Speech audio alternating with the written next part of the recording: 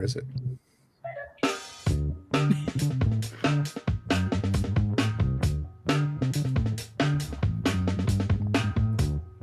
Ooh. Funky. Oh, yeah.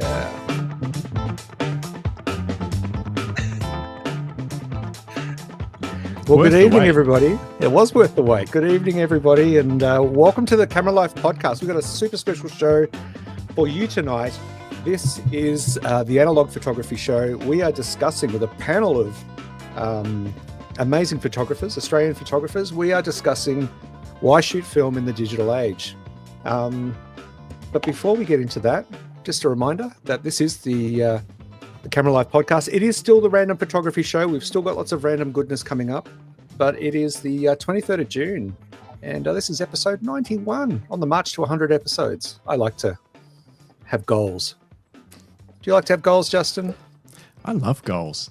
We're goals, achieving ours too. We're rolling towards 100. We're getting new subscribers every day, which is fun. Yep. Speaking of which, if you are new to the channel and you're joining us for the first time, either live or down the track, please make sure you give us a like. It helps us out with the algorithms. And make sure you subscribe, tickle the bell. You'll get notified when we do shows just like this. But tonight we are talking about film photography in the world of a digital age. And we thought, well, Justin and I have got some ideas and opinions, but you guys listen to us all the time. So we thought we'd get some special people in who have either shot film in the past or still shoot film or didn't shoot film in the past and now shoot film. It's a whole mixed bag of letter sleeves we've got in there. So joining us tonight, we have, or do you want to go through the chat first, Justin? Let me just at least bring up my special graphic for it. And people in the chat. Okay. Yeah. It's going crazy. RXA Photography. Is there a prize for being first? There is not. Philip Johnson, good evening. Rodney Nicholson, hi everybody. Hey Rodney, great show the other day with Rodney. Yeah, it was pretty wild. It was pretty wild. Nev Clark Photography, evening peeps. Philip Johnson is also saying good day to the chat. That's what we like to see. Evening Paul, LOLO, and Bruce Moyle, as always. Ian Thompson, everyone's here. Hey guys, welcome. And if you are new to the show and you're at home or you're at work or wherever you may be and you're watching or listening live, drop us a line in the chat. We're all about getting you guys involved. Let us know who you are, where you're from, what you're shooting. Let's go to Who Am I? Yeah, let me bring it up. Nev Clark just said he loves the graphics. I'm like, it's a day well I think spent. it's the word analog is in that goodies font. Remember the goodies? Who? Joel, you wouldn't remember the goodies. Neither would Lucinda. The other greybeards would. I remember the goodies, Greg. You were watching the reruns. All right. Let's jump into Who Am I? Who wants to kick off first? Lucinda, who are you? God, you threw me under the bus there. I'm a music and concert photographer based in Geelong. Yeah. Cool. And you shoot film at the moment? Yes. Shooting a lot of portrait stuff. I have shot live gigs on film over the years as well. I started with my dad's Pentax K1000 and then, progressed through to studying and then doing a lot of work on different formats of film. Very nice. We've heard a lot about the Pentax K1000s recently, haven't we? Had a lot of guests that have been shooting with those. Very many, yes. Very, very many. Jason Lau, good to see you again. It feels like it was only yesterday you and I were having a drink and a nibble at a photography event, a Fujifilm event, I have to say. Jason Lau, who are you? I am a commercial lifestyle photographer. Been shooting for about 15 years or so. The whole photography thing probably more like 20 something years. I did my education in pre-digital age, so that's been quite a fun thing. I used to work at Ted's camera stores in the early 2000s, so that was a really fun time having that transition from film to digital. And now I I do what I do. Nice. Well, look, it's good to have you back on the show, as always. Now, you no longer shoot film. You're purely a digital boy now, aren't you? Pretty much, yes. I have shot film for myself here and there, but yeah, all my work is digital now. We'll also have to dive in later whether Instax and Polaroid counts. I'm pretty sure it does. But anyway, we are also joined tonight by Joel. Joel, so good to have you back. Thanks for having me. What have you been up to? Who are you? So I've been running my own wedding photography business since 2014. And over the last year, I've just converted it to strictly shooting only analog, no digital at all. I've always been passionate about film, and I've sort of brought it in and out of my career a little bit with ebbs and flows. But yeah, I just sort of bit the bullet and thought, fuck it, let's make it all film. It's what I've wanted to do forever. I've always been attracted to it. I started on the Pentax K1000 as well. And yeah, just fell in love with the process, and that's me now. And I've been doing the wedding photography stuff for 10 years, but I'm really trying to push my own personal stuff and just really become like a street photographer, I guess, as like Nice. in air quotes. No, you go ahead, a man after my own heart. Speaking of street photography, we're also joined by Brent Lukey. G'day, mate. Welcome back. Sorry that I nearly forgot you and didn't include you in the show. Such a professional outfit, let me just tell you, everyone. Great to have you back. In the middle of the night. Yeah. Yeah. Sorry, mate. Who are you? Tell us all. I've been a photographer for about 20 years. I started off as a wedding photographer, Joel, shooting on film in the early 2000s for maybe 5-7 years, something like that. Shifted to digital, have a digital practice now. I have a studio portrait practice and I have a street photography practice that does pretty well in terms of bringing in a little bit of money also. Ooh, Nice. Ooh, I need to pick your brains on that. I like that, that you've got a street photography practice. I need to work on that. And of course, we are joined like tonight. a dental practice. What's a street photography practice? Do people come in to get? How does it work? Anyway, we'll talk about that later. We'll get to it. And of course, we were joined tonight by Justin. He's the boss. He keeps the lights and the internet running, so he's got to be here. G'day, mate. Long time no see. I only caught up with you about 12 hours ago. It's been days. It has been days. Yeah. I spent the weekend in Bendigo, home of Lucky Strap's headquarters, and where Justin, Yelena, and Jim all reside. So we Justin and Yelena and Sasha and I got to catch up, which was lovely. It was nice. It was a nice weekend. Yeah, we did some artsy things. We ate lots of great food. Did you take many photos? I took most of my photos with my X70. Really? Yeah, but I didn't take a lot. Just bits and pieces here and there. But you had the fancy XE5. Yeah, I know. But when I went through it, it was only the only photos on it were the ones you took of me. That's funny.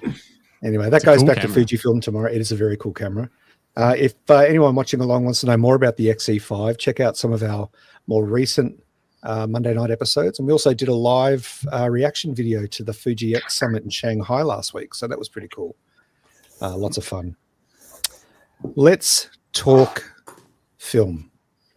Now, first and foremost, I just want to thank Lucinda, Joel, Jason, and Brent for joining us tonight. We really appreciate it. Obviously, you've all been past guests on the Camera Life, and we thank you for that contribution. And tonight we thought we'd rope you all back in to be involved in our very first panel podcast to talk about film. Film is enjoying yet another renaissance of a sort. I think, there's a lot going on. We see the likes of Pentax releasing the 17. Was that late last year? I think it was just before BFOP they dropped that. Half frame film camera more recently. Fujifilm have been pushing the film-like qualities of their more recent digital cameras. So the X half, which is replicating a 35mm half frame camera. When they released the GFX 100 RF, they talked about how you can choose old school aspect ratios from film days. for larger format and medium format aspect ratios. So there's a real surge again in people being more aware about film, curious about film, wanting to experiment with film. And we've even just seen this week alone 2 brands, one being Leica, obviously a very famous brand, and the other being a brand called Lucky. Funny that. Have both just announced new film stock that they're developing, 35mm film stock. Leica's is a monochrome, and the Chinese Lucky 35mm film will be a color.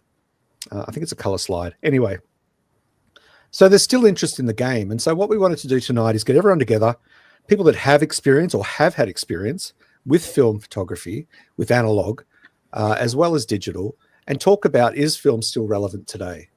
You know, when we interviewed each of you, each of our guests in the past, we talked about early days, what you started on. And I think I want to start perhaps just to get a little perspective from Jason, whose youthful looks actually hide his considerable age. Jason, you were there at the you had one foot on each side of the border when film came, when digital came along. Can you just give us a quick recap about what that was like at the time? Well, actually, I actually began my photography career strictly as a film photographer because digital didn't exist yet. So probably my first 5 years of shooting weddings was all on film because that's what film photography was, and that's what all photography was. I finished studying in 1998, and I remember I got my hands on the first digital SLR, which was the Kodak DSLR in the Nikon body. I think it was like a 1 megapixel camera, and it was this marvel. It was a marvel and a disappointment at the same time, because obviously the technology wasn't quite there, but the fact that I really need to stress this, it felt like magic to press the button and then this photo appears not as a physical thing. And back then that it was quite a strange sensation, because like we all shot film, and the thing I love about film is it exists as a physical product. You know, when the second you load a film in, that's what your image is recorded on. And it felt weird to sort of see the first digital camera recorded on a disc, and it, you know, we scanned and things like that. But yeah, to have something sort of bypass the whole, I mean, you know, the whole process of like dropping your film off, getting it developed, getting it, you know, digitized or whatever, like it just bypassed all that. It felt almost like cheating. But yeah, and what I mean by disappointing is like it actually was nowhere near as good as film when it first started. I started working at Ted's Camera Stores in around 2000, and the first digital cameras we were playing with were the little plastic Kodak DC cameras. They probably worked for like 10 shots before the battery ran out. And, you know, like there were so many issues. But the interesting thing was every new model that came out felt like light years ahead of the previous ones. And and people were very experimental. You know, the form factor was all up for grabs. You know, the Nikon had the Coolpix had the little twisty bodies.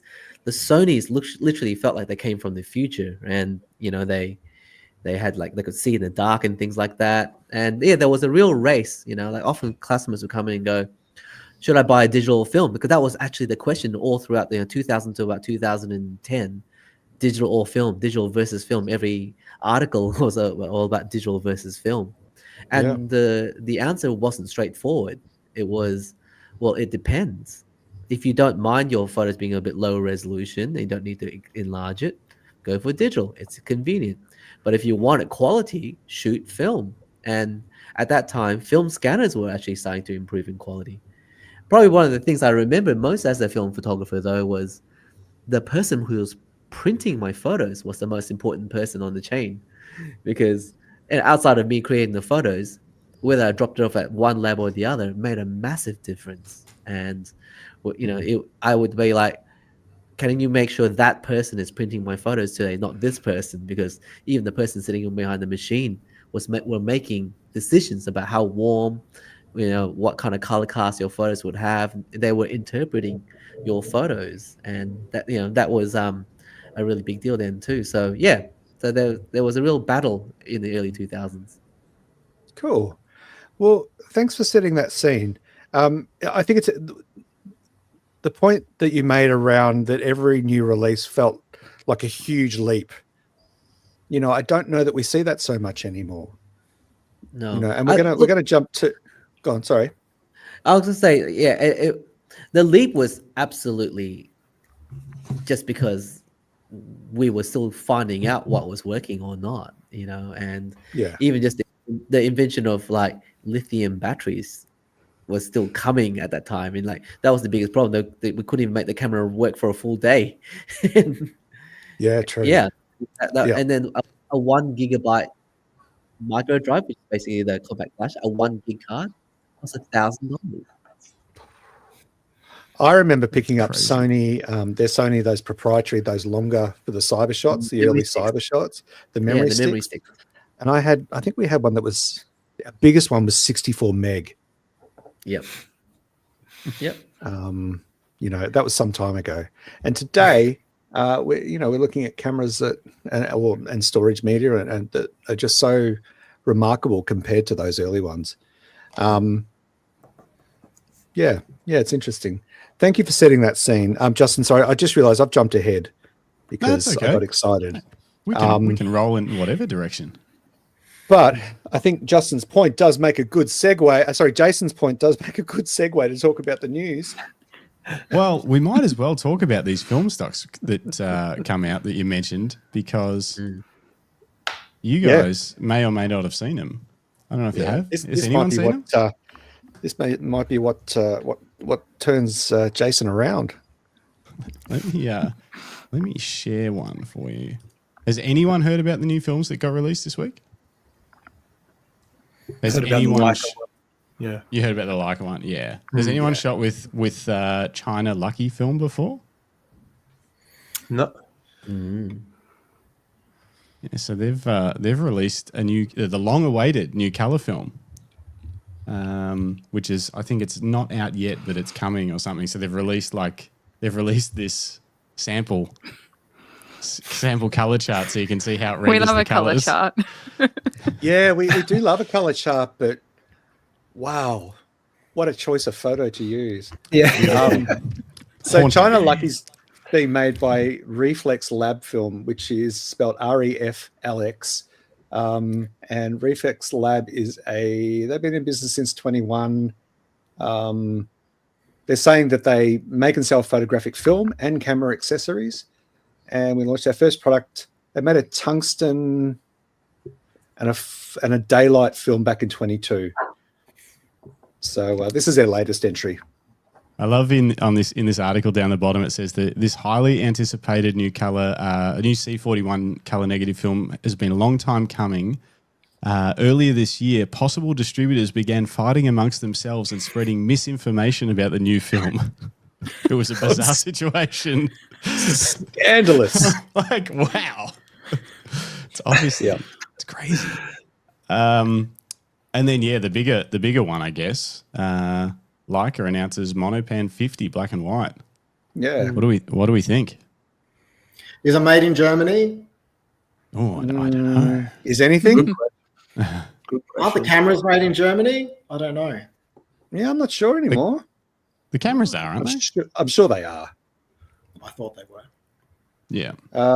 Yeah, nothing at the moment. Brent, very good question though. Very good question. It's an interesting decision to go for an ISO 50 film. Yeah. It's pretty low. Yeah, not useful for me. No. Well, No. it says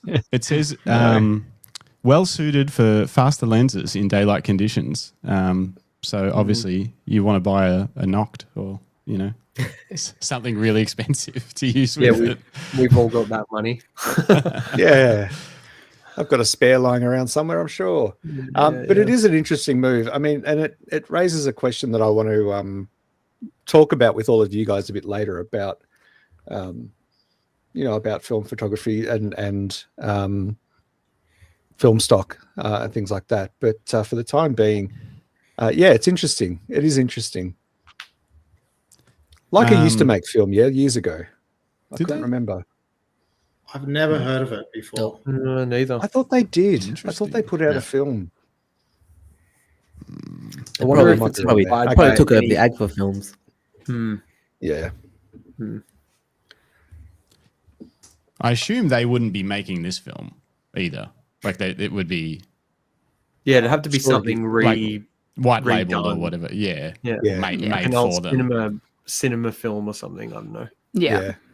Yeah, Yeah. it does say here announced its first 35mm film. Okay, it is the So first. it's definitely the first 35, and I can't imagine they would have made anything else Yeah. since they're kind of a 35mm company. Yep. Interesting. Um, Do you want to fly through a couple of other quick articles? yeah. Let's talk about the OM5. That's what I was going to say because I want to see what everyone thinks of the color of this camera. It's interesting. When I first saw the photos, I thought it was like that sort of bronzy gold. Is it? Yeah. Is it gold? it's more it's like beige. like a beige. It's supposed to be like a desert, Like a desert. khaki? Yeah, Yeah, like exactly. yeah. So what are we thinking? Thumbs up, thumbs down? Oh, it's brave. Listen, it's no. Oh canon. no! It's That's all unanimous. down. It's unanimous. If they Right. went with like some camo grip, maybe that would really push Yeah. that concept. Go full safari. Yep, 100%. Yeah, I think you've got to go like hard with that colorway if you're gonna do If it. you're gonna do it, Yeah. bling it up. Because Yeah, you don't know if it's luckily- like for adventure yet, or if it's for like beige mums with wooden toys Yeah. and stuff. No, it's for beige mums. Look, It's so crossing there's that. 3 colorways. The problem with black's the so color they nice. chose is that it makes it look more plastic than anything. Yeah. Like it makes it look more toy-like. It does to look me. a bit, yeah. Just stay black. might be- always. Yeah. It might be for people that like to wear a like a safari vest. Oh, You know, the old the press film one. vest, the press Those vest. hats. Yeah. Oh yeah. Mark's you got can't one of see it. those. You Mark camo Goodhood's then. got one of those. He wore it to BFOP. The Does chat it have chat's branding come on the alive. The chat's come alive with this one. Paul says it looks like like the 80s, like an old shelf stereo unit. Yeah. Rodney Nicholson says that would go nice with a green lucky strap. That's true. 100%. Yep. And a couple of comments on the hang on, let me pull this down. A couple of comments on the Leica film from Exy Lim. Exy. Leica Monopan is actually repackaged another film brand called Adox. The Ooh. film is made in Germany by Adox. How do you know that? He's did a you film find it? shooter. Oh, so are all these guys. I mean, he's next level. He's digging deep. Yeah, he digs deep. Okay. What else have we got? Has anyone used the Ilford film? Ilford has released yeah. a color film. Oh, the Yeah, Phoenix. it's- Their vintage film. Was Oh, that the really? Phoenix? No. Yeah. Not sure. Ilford. Hey, I want to Is it hear if we're called talking the- about film. What do you use as film stock if you're shooting a wedding these days? Good question. Ooh, great question. Pretty much three different ones. It's Portra 4, Portra 8, and HP5 Ilford. Pretty much can do everything just on those. So can you just roll me through what those films are? So you said, what did you say? Portrait 4? Portra 400, Kodak Yep, Portra 400. Do they call it Portrait. Portrait 4 now? Yeah. Yeah, Portra 400, Portra 800, and Yep. Ilford HP5. Yeah. So you're using the HP5 as your black and white, right? Yep. No. Yeah. It's got And the other two are your color stock, and you have to use the two because you got to have your different ISOs, right? Yep. So Yep. 3 cameras. 6 at least. On a shoot, on a job. Yeah. Yep. Wow. So all loaded up with film. Different. Sort of Yeah, different. because Yeah. I don't know. Are we going there? Or are we staying on the? No, whatever. Just go there. We go where we go. I think one of the coolest things about film and the film cameras, especially and lenses, is that like they all have their own unique look. So I think like having a certain film stock and a certain camera can give you a completely different result, even if you put that same film stock in a different camera. So I've just fallen in love with certain aesthetics and certain like lens characteristics. And I've sort of married them well amongst those sort of 3 film stocks. And I also have my partner to come shoot with me.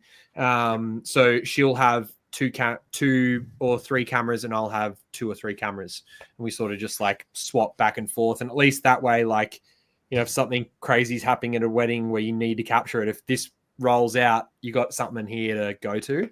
So it's sort of just like having that backup just in case. And then you change roles when you have that freedom, I think. Are you changing? Oh, sorry, Greg. No, you go on, Brent. Are you changing lenses on those 6 cameras, or is each camera set up as it's set up and that's what it is? As it's set up, I've never been one to change lenses. I kind of hate doing it. I never use any zooms. Just like I just get used to, you know, associating a lens, a frame line with a camera.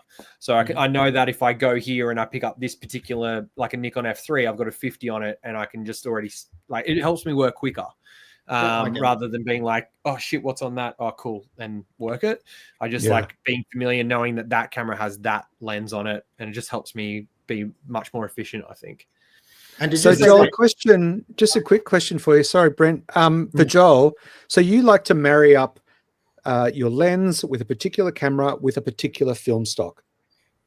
Yeah, and a lot of the time the film stocks won't vary too much. Like, for example, I've got a Contax G1 behind me, and most of the time that has a Portra 400 in it, most of the time. But I know that if I go to a wedding and it's particularly overcast and it's like getting towards dusk and I'm going to lose light quicker, I might put Portra 800 if I think color is necessary.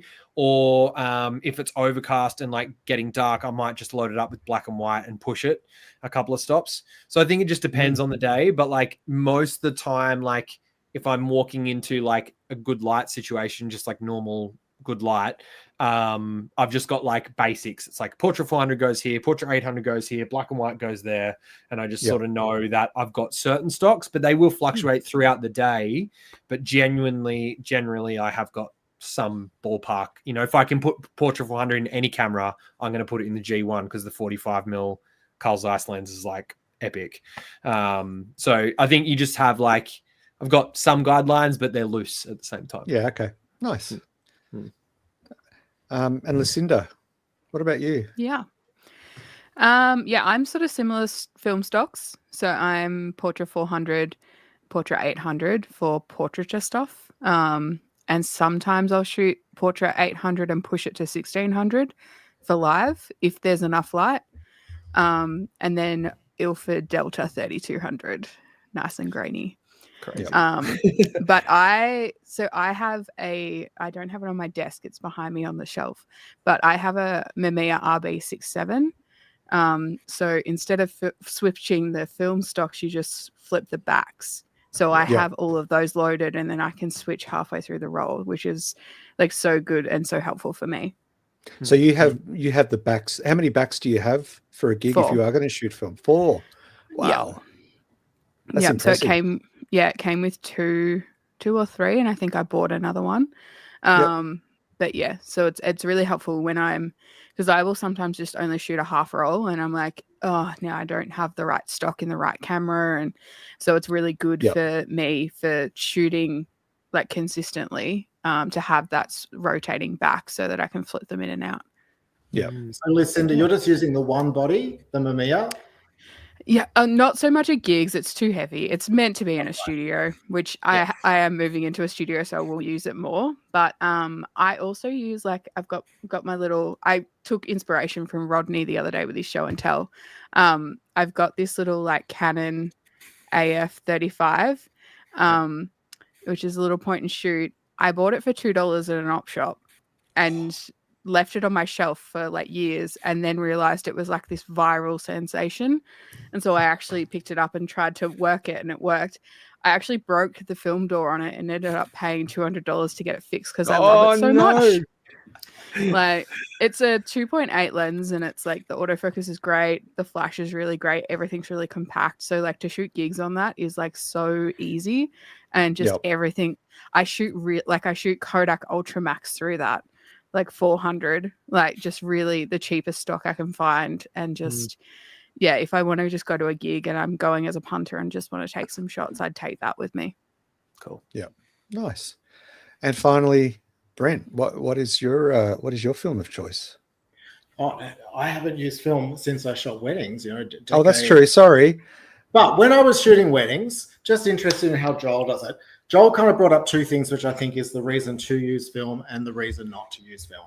Ooh. The two big reasons. The first reason, the great reason to use film, is that it's so individual, and you can really kind of, you know, he uses all those different bodies, different lenses. You get all these kind of different tonal things. You get a little bit of magic that occurs through the kind of different films you're using and the different cameras you're using and the different, not so much the camera, but more the lenses you're using. However, so that's the great thing. And the really annoying thing is the ISO issue. Like, I remember being on weddings and I would be using Fuji NPC, Fuji NPH. Do you know what these films are? Anyone? These were the great films of the day. So Fuji NPH 400 was the #1 portrait, 35mm portrait and 120 film that everyone used as neg film. It had beautiful skin tones, and more important than that, it had massive latitude. So you didn't have to carry an 800 film around. You just change it to 800, or you'd change it to 200, or you'd shoot it at 400, depending on what the weather was like. I don't think there's that technology around with film anymore, like films that have that much kind of ability to kind of stretch your ISO. But I'd be using that, and then I'd be using black and white, which should be the Fuji black and whites as well. So I would do it differently, Joel. I had 2 cameras with color and 1 camera with black and white, all 35mm. And from memory, I was using Tri-X on the black and white. I had NPH and MPC in the colors, or just MPH in the colors. And I would turn up with 15 rolls. And that would be considered way more than you'd need to shoot. Right. So, And what about you, Jason? Sorry, I saw you nodding along there. Do you recall what films you preferred to shoot with, and does Brent's experience sound similar to yours?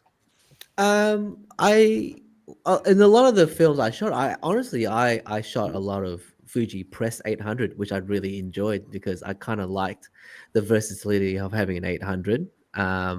That it was quite a fine grain 800, but like I said, probably my success was finding a good printer, because that's the most important thing, is the person who's going to be interpreting your photos. So back when I was shooting weddings on film, I was delivering prints, not scanned files. And so the prints were, and this editing with prints was basically yes, no, yes, no. And that was what editing meant back then. And I love shooting that. That's right. But yeah, I shot a lot of Fuji. I had actually, back when I shot with some Kodak Portrait, there was actually Kodak Portrait VC and Kodak Portrait NC. So they had a natural color and a vivid color version. And I shot a little bit with some Fuji Reala, which I quite liked the colors, but I also struggled to make it match some of my other film because the colors were actually quite different. But yeah, like I loved experimenting film. Actually, probably for me, one of the greatest films I've ever shot with probably existed for about a year. And that was the Agfa Ultra 100. It was, I was still working at Ted's back in those days, and it was like having Velvia on negative film. Like, it's a very saturated film, but it didn't look silly saturated. I shot that with my X-Pan, like to shoot like landscapes with it. And I got it scanned on a Noritsu machine, and the colors were phenomenal. And then Agfa went out of business like a year later. It took the greatest film with it. So yeah, I remember a lot of great films in my day. Actually, I love shooting HP5 also, just because of that latitude. Like, You know, Mm. if you actually had a really bright day, you could actually rate it at 200 and make it quite a nice fine grained film, or crank it up to 1600, 3200, and go, embrace the grain, and it will still do it. So that was quite a magical film for me. Justin, are you having issues with your lights? I have no idea what they're doing. They've taken over. This is what I don't happens know. when you install lights. Such an attention hours seeker. before. I said I did not want to have anything controlled by an app or whatever, but then I succumbed to it because it was cheaper. I was there. So we're at dinner know. in There we go, Bendigo look the at other that. night. Oh, look out. Look out. No. Let's go colours. Magical Mystery Tour. And Sash and Yelena are both hassling poor Justin They're saying about not wanting to use an app.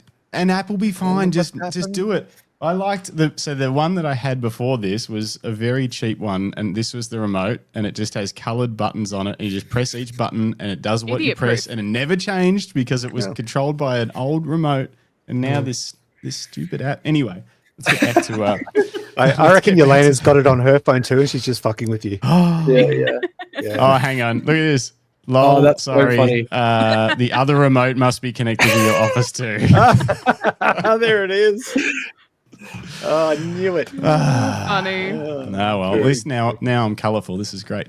I'm just going to check in with the live chat because it's been going. So what I've figured out is X is all. We should have had him on the podcast. He's got all I of offered. the. He's too shy. Too shy. Well, maybe next time. He's got all the film knowledge about who's making what and who's discontinued what and what's still around. Yeah, there's too many comments to even read. So jump in the live chat if you're trying to find out what still is and isn't made and who makes it. Yeah. Few comments. So David Parker's jumped in. Good to see you, David. Nothing like dealing with the stress of 10, 12, and 36 frames. Also, memories of loading a Leica under stress and then that never-ending roll of film. Yeah. Damn. Yeah. Manila Martin, fun podcast. Even though I don't shoot film, well, maybe you will after this. Yeah, That's who the whole knows? point. Thanks for jumping that's what we're on. gonna. I've got some questions written down here for later. I want to ask the guys about sort of buying your first film camera, what to look out for, traps for us newbies of when you're looking to buy something, and then also choosing your first film and that kind of thing. What else have we got in the chat? What else? There's a good comment here. Here we go from RXA Photography. When my stepfather finally made the move to digital, it took me years to convince him he could change the ISO with every shot if he wanted to. I'm sure there was a bit of a learning curve for people that have shot film their entire life and then bought a digital. They're like, well, I'm on 800, so Yeah. I guess that's that. Oh, Justin, I actually found it a different way around. I used to only want to sit on like 200 or 400 all the time. I didn't want to move my ISO into 800 because I felt it was going to degrade the shot too much. Yeah. Right? Especially on those, we're talking about those digital cameras that Jason would have bought too in the mid 2000s. They basically only worked between 100 and 400. Yep. Once it got higher than that, there was just, and they were really made for 200 to 400. That was it. Like once you went kind of beyond that, they just grained right. Like they didn't grain, they just noised right out, and you had nothing left. Yeah, that color noise, that horrible sort of like, whereas now we talk about noise, but it's actually reasonably pleasing, like up until very high ISOs now on digital cameras. Yeah. Yep. Yeah. It's, although Joel's probably like pleasing. Ugh. It's not grain, it's noise. Ugh. Gross. Digital grossness. All right. Should we dig deeper into why shoot film? But before we do, I'm not going to read out any YouTube comments this week. We'll just save them all for next week. You guys will have to come on to next week's show if you want to listen to those. But I did want to share a photo because it's an update from a previous. This is like from the mailbox, from the lucky mailbox. Oh yes. I thought it was appropriate for today. So we got a photo from this guy when he first got his first strap, but he got a second strap, and he sent this photo in today because he's just subscribed to the podcast. And I was like, this is very appropriate for today. So these are his. Whoa! I'm struggling with my zooms, but how cool are these cameras that he's put these straps on? Is it like the F, like the first one, the F? I think so. Looks like a prototype. Yeah, there's the F. Yeah. So cool. The first F camera. Yeah. Yeah, I can't remember. I think he said it was an F. 3? Is it an F3? Yeah, 2? No, I've look, got 'em. F1 or F2. Yeah, there was definitely the second one one. has that, yeah. There was Yeah, one really that old one. one in the first email that he sent. It had the details of it, but I've lost that now. It's deep in my inbox somewhere. But how good? They Anyway, look great. Yeah, yeah. very cool. All right. Should we talk more about why even bother shooting film in the digital age? Like why? Oh, yeah, here we go. Hang on. Xy's onto it. It's an F1. Wow, a Nikon F and F2 from David Leparati. So is that an F1 or is it just an F? Is an F the F1? Like that's just what it was called? Yeah. Okay. David says F2 motor drives always resemble a block of flats. That's what I thought it was on the bottom. Yeah, Yeah. that's gnarly. Funny. Motor drives on them. Just no way. Yeah. Rodney says bulletproof RXA, perfect cameras for the zombie apocalypse. You could kill. Yeah, they look solid. Blunt force trauma. Yeah. Yeah. Why bother? Why shoot film? Like, surely you can make digital files look exactly like film these days with editing, with presets. Joel, surely you could. Yeah. You're getting me to buy it, and I'm not gonna. I want it. This is what I want. I want to know. Look, no, I really want to know. Is there a Could you be fooled by a digital file if someone said, "Hey, I shot this on film, but it was actually on digital"? You reckon someone could trick you? Is it depending on? If I was looking on a computer screen or a phone, probably most of the time I might not be able to tell the difference. If you printed it large and I went up really close, maybe. But like, I think it's maybe lesser about like.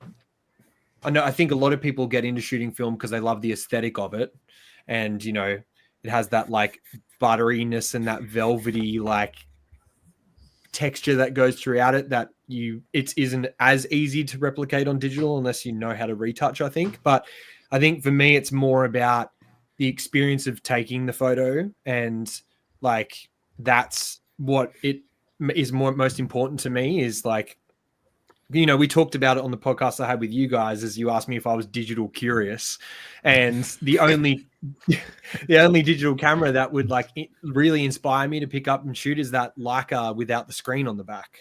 And it still gives you that like digital experience, like that film experience, but without the immediate feedback.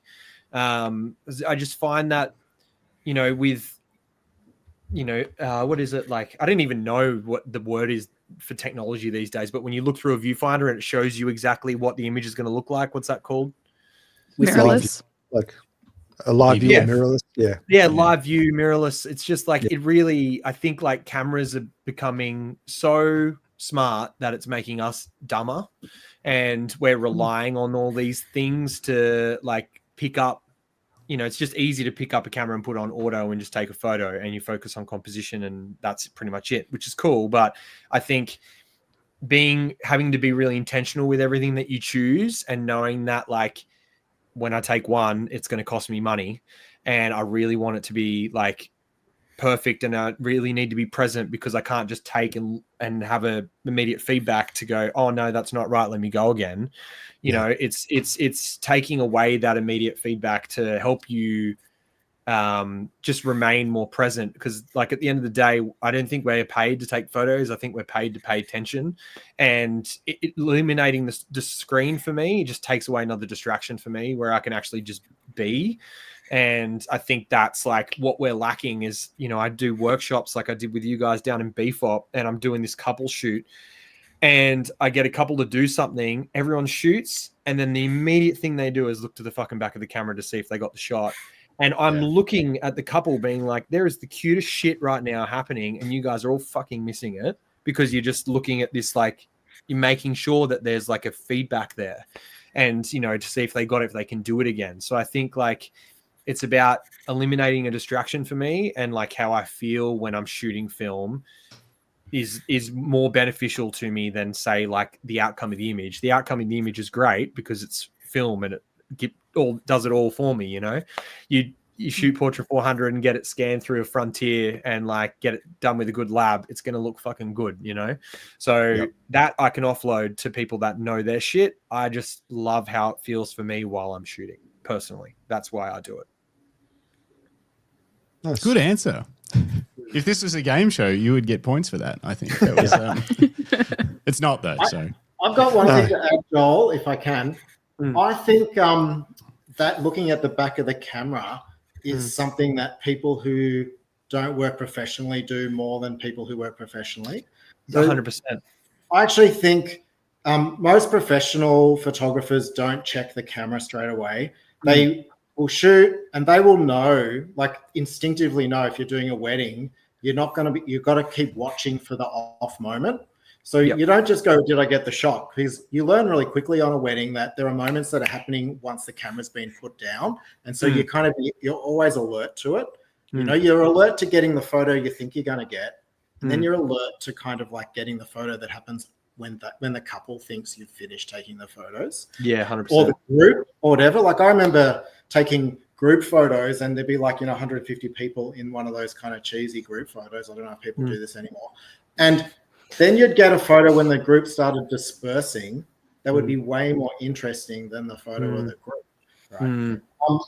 And I also, I think you kind of get used to the idea of not checking the back of your camera when you're using digital. And I don't know about anyone else here, but I shoot digital exclusively, and I try to shoot as least photos as I can possibly shoot because it's a pain in the ass to process them and to store them, right? So I just want to know if I've got the one, I don't use a drive. I just go shoot like one click and then I think one click, maybe I need another click. But I think you get really used to working as a photographer where you want to get the image. You don't want to just like try to get the image and hope something's in there. You kind of, you get this your sensitivity becomes very acute to getting the image to get and then moving on to the next one. Do you anyone else agree with that? Yeah, I do, and I think it's situational and it's also genre dependent, because if you're shooting sports, and it's also, it comes back to that question of who are we taking the photo for. If you're shooting a high speed sporting or motorsports, sometimes you do need that drive, that burst, without a doubt, to be able to capture a succession of images so you can pick the cream of the crop, the one where, you can just see through the reflection to the driver, or, you're photographing sports and you see that sharpness in the eye in that 5th frame out of your 10 burst. I think there is a calling for it, and then on the flip side of that is, shooting street, where I try to take personally, and you guys, I'd love to hear your thoughts on this, but when I shoot street or more casual everyday photography, I try to have a film kind of mentality around it. I try to be more mindful. I take as few images as I can, like you said, and really focus on, honing my senses and being really hyper vigilant and hyper aware about what it is I'm composing, who's about to walk into frame, where the shaft of light is falling, and finding those compositional and the exposure elements, and then taking a couple of shots, maybe 2, and then walking off. And so I think it's all about how you choose to approach your craft, maybe as well. If you work in a kind of, with a mindset of, I've got a job to do, I've got to get it done, bang, I've got to go back and back up these images and then cull them later, or give them to an assistant to cull because I've got another job in 3 suburbs away, or, then speed and efficiency are king, as opposed to maybe more mindful approaches. I think I definitely resonate with what Joel said in terms of because I do shoot sports and I also do shoot other random stuff. I have to sort of switch from shooting crazy bursts and taking lots of photos to being more deliberate, but there's nothing more deliberate. Even I can be deliberate, like when I was shooting JPEG only and posting them and stuff like that, I was a lot more deliberate with my digital photos. But there's nothing, like Joel said, like loading a roll of film that costs money into a camera that doesn't have a screen to really switch that on for me. It takes it to the next level of consideration for your frame and what photos you're trying to make personally. Yeah, I think also like I agree with that, and just like what you were saying before, Brent, like when I had transitioned from digital to film, like my photography career was like I picked up a camera for 6 months, and then 6 months later I had a wedding photography business. So I didn't really like have time to sort of fall in love with like taking photos. It was just about having a digital camera at a wedding and just making sure I fucking got everything. So the last 10 years I've gone to weddings with, unlimited access to take as many photos, however fucking many I need to get the photo. Cause I wasn't a good photographer. I just was good at selling a business essentially. And then I sort of grew over time. But I think because those habits have been like instilled for me for so long, when I implemented the film, like the last couple of years of shooting digital, I was the same. I very rarely checked the back of the camera.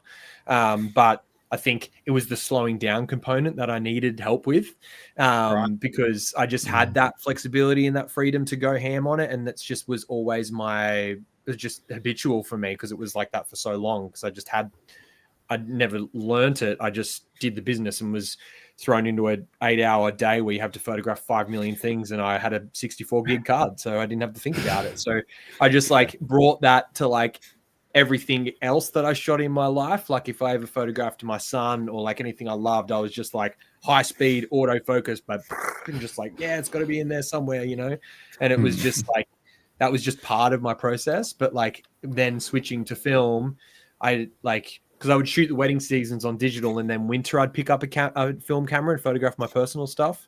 And it like really like grounded me a lot. And I felt really like more calm. I don't know. I definitely am undiagnosed ADHD, but I felt like much more like mellow with it. Less stimulation and less options. I had to like be more mindful about the process. So I think like that's maybe the part that I'm sort of appealed to as well, is like, being I don't know, for me particularly, like my particular film photography practice, like in this economy, it's difficult. So I'm really trying to be like really strict with what I shoot. So having that like, all right, every shot cost me like $2-3, like fucking make it count. I like that like restriction on me a little bit, because otherwise I probably would just go because I can, It's going slow that I like. It's quite nice. So how many? I would also, let's hear from you. I would also echo that sort of like, Greg, what you're saying about being intentional when you're going out and doing street photography. Going back to the original question, I'll just like wrap this all back around. Someone has to. So for me, shooting film is the escape from what I normally shoot.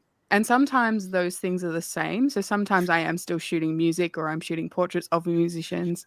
But it is also that thing with Joel where it's like a meditative state. It's slowing down. It's going back to basics. It's, do I know how to use my camera still?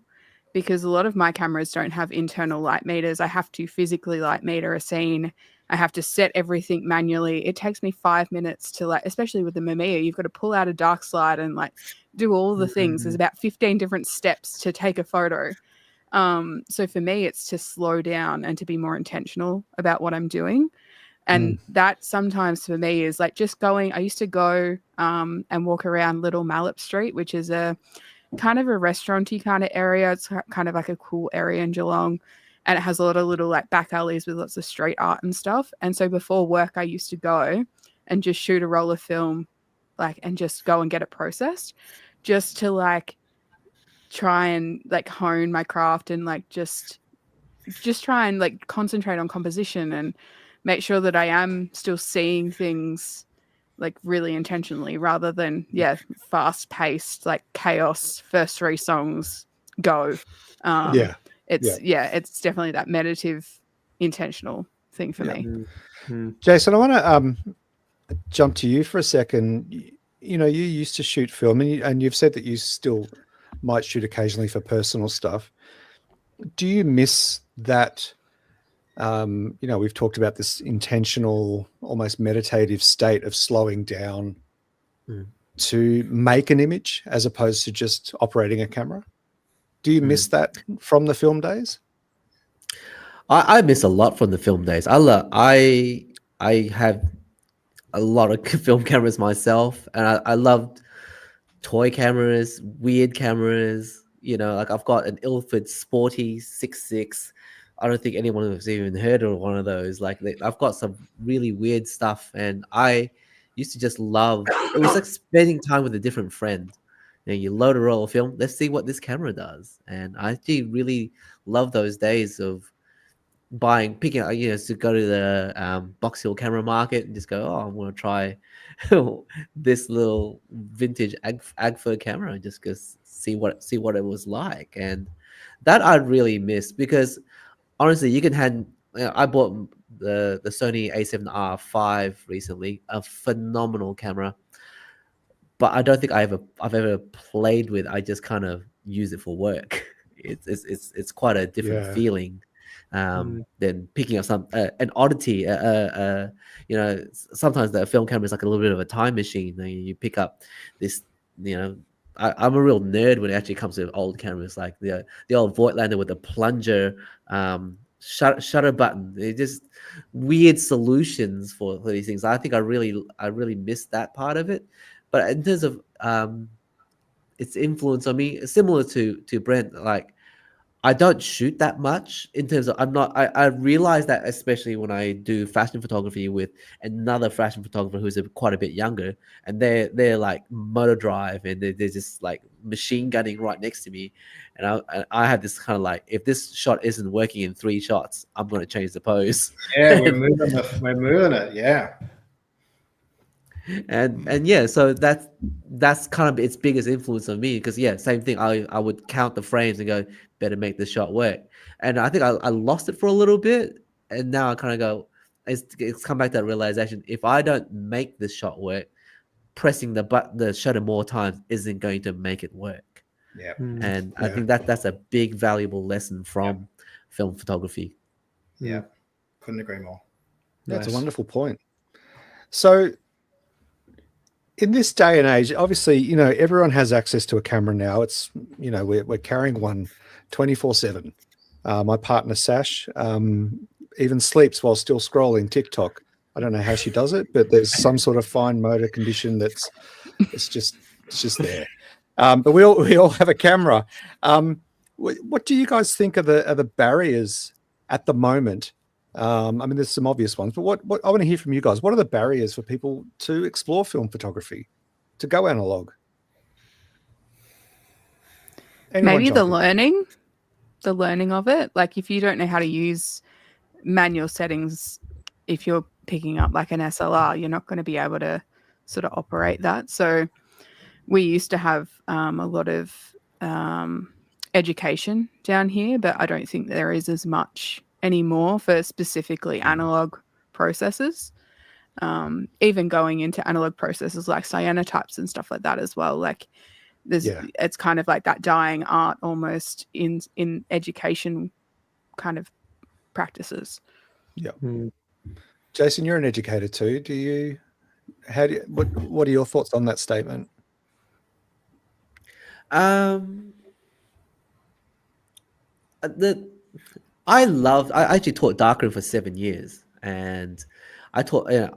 I was able to teach 14-year-olds how to operate a film SLR, and actually the thing that was most exciting was it really made them realize the seriousness of their actions, and which I really like. I would say, if you don't get this right, we only find out next week when you process the film. And they became great photographers. And actually, when we hit VCE and we introduced digital, I'll warn them barefaced. I said, your photography will get worse before it gets better, because you'll think the camera's going to do it for you, and it won't. Yeah.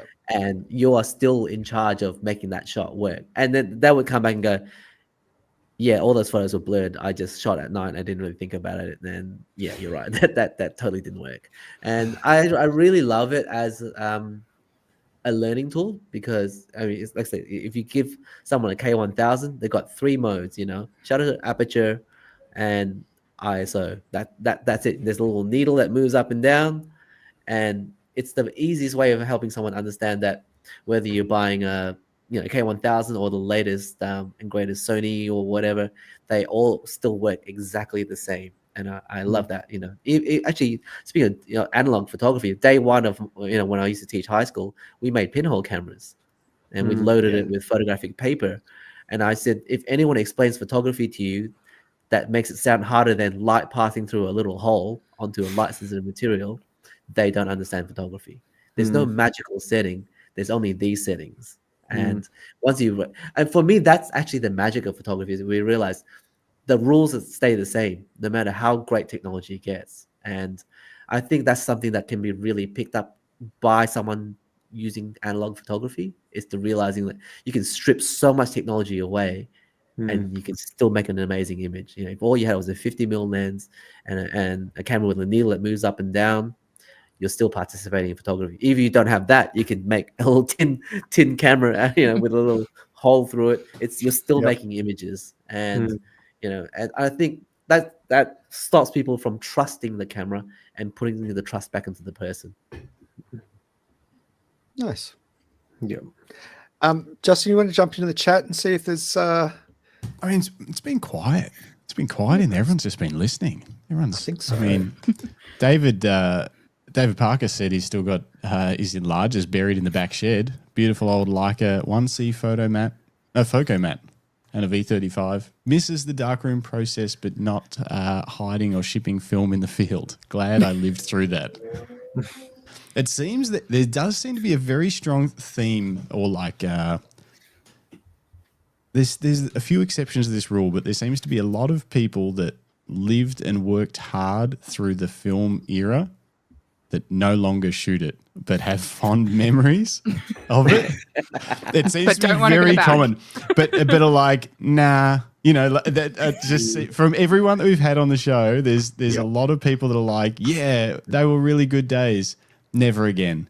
And then, and then there's like the new crop of people that are like, I started on digital and film is really fun and cool, and I like learning about it. And I don't know. I know there are some people in between that we've had on the show, but it definitely seems to be a little bit of a pattern that people like David and Brent and Jason are like, digital's pretty good,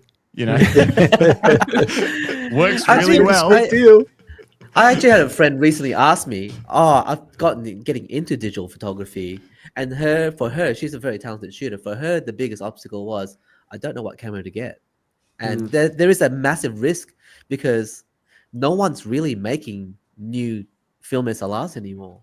And yes, you can get good ones, but you don't know whether you're overpaying for a Nikon F5, which you may or may not need, or should I get a K1000? But if you get a K1000, you don't know if the seals are still good. You don't know if the shutter's still working. You grab a secondhand lens. You don't know if there's oil on the aperture blades. There's a lot of risks, and I think you do need to know someone who can at least look over it and kind of go, yeah, I reckon this camera works. Because I mean, you can get some cameras which have electronic shutters, and then they don't make the right batteries for them anymore. And that can throw off the exposure and things like that. So I think that's I like the fact that Pentax made the Pentax 17, because here's a new camera. You want to have a go at it, double your frames, get back into it. Actually, when I took over being a photography teacher at my old high school, I replaced all the Seagull Casino cameras with older K1000 cameras, because all the newer SLRs that they bought, the student film cameras, were all broken. They were much made. So I actually went back and bought K1000s because I knew that they would still be functional. But that's a really hard thing to get through. If you have never experienced a film camera before, what camera should you buy? That's a really tough one. Has anyone heard of the flashback camera? Oh, that's new, isn't it? I have one. Yeah. Okay. And so it's a digital disposable camera. It doesn't have a screen on the back of it. It was a Kickstarter by an Australian guy, and I got it maybe last year or the year before. I haven't tested it as much as I should have, but it's fun. It's not something I would shoot a wedding on, but they have different film stocks that you can pick from. you load that onto it digitally via an app. Sorry, Justin. And you shoot the roll, and then you have to unload it onto your phone, and then you can't access the photos for 48 hours. Oh, So wow. for these girls that are like taking them out to a nightclub, and like, because there's this big resurgence of like taking little digital point and shoots out now again. So like for that purpose, because I used to do that when I was 18. You'd go to an 18th and you would take a little digital camera and you take photos of each other and you put it on MySpace, you know. But yeah, so I'm showing my age. Yeah. But yeah, it's a cool sort of way to like have that experience, but in digital form. Yeah, it's like what Fuji have just done with the X-Half. It's both at the launch, or not the launch, but a Fuji X-Half event in Melbourne last week, and it's that same concept. It's you can put it into film camera mode. You can choose a 36, 54, or 72 roll exposure. It's half frame. You can create 2 half frame composites, so you get a full frame. Well, not a full frame, but you know what I mean. And then, yeah, you can't see the film camera mode images until you put it into the app and process, and it creates a contact sheet on your phone.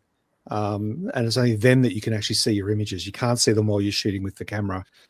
And we've talked about this on the podcast a few times. I think Justin coined the term cosplay cameras.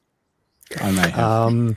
The digital cameras, and we've seen them in the past, the digital cameras that are, you know, dressed up to be something, you know, that they're not. I did notice that Rolly, I think they crowdfunded or something. Rolly, their 35mm film camera. Yeah. It popped up in the news and rumors this week again. So there are companies out there making effort. You know, we talked about the Pentax 17 and obviously Leica have their, their mortgage-worthy film camera option.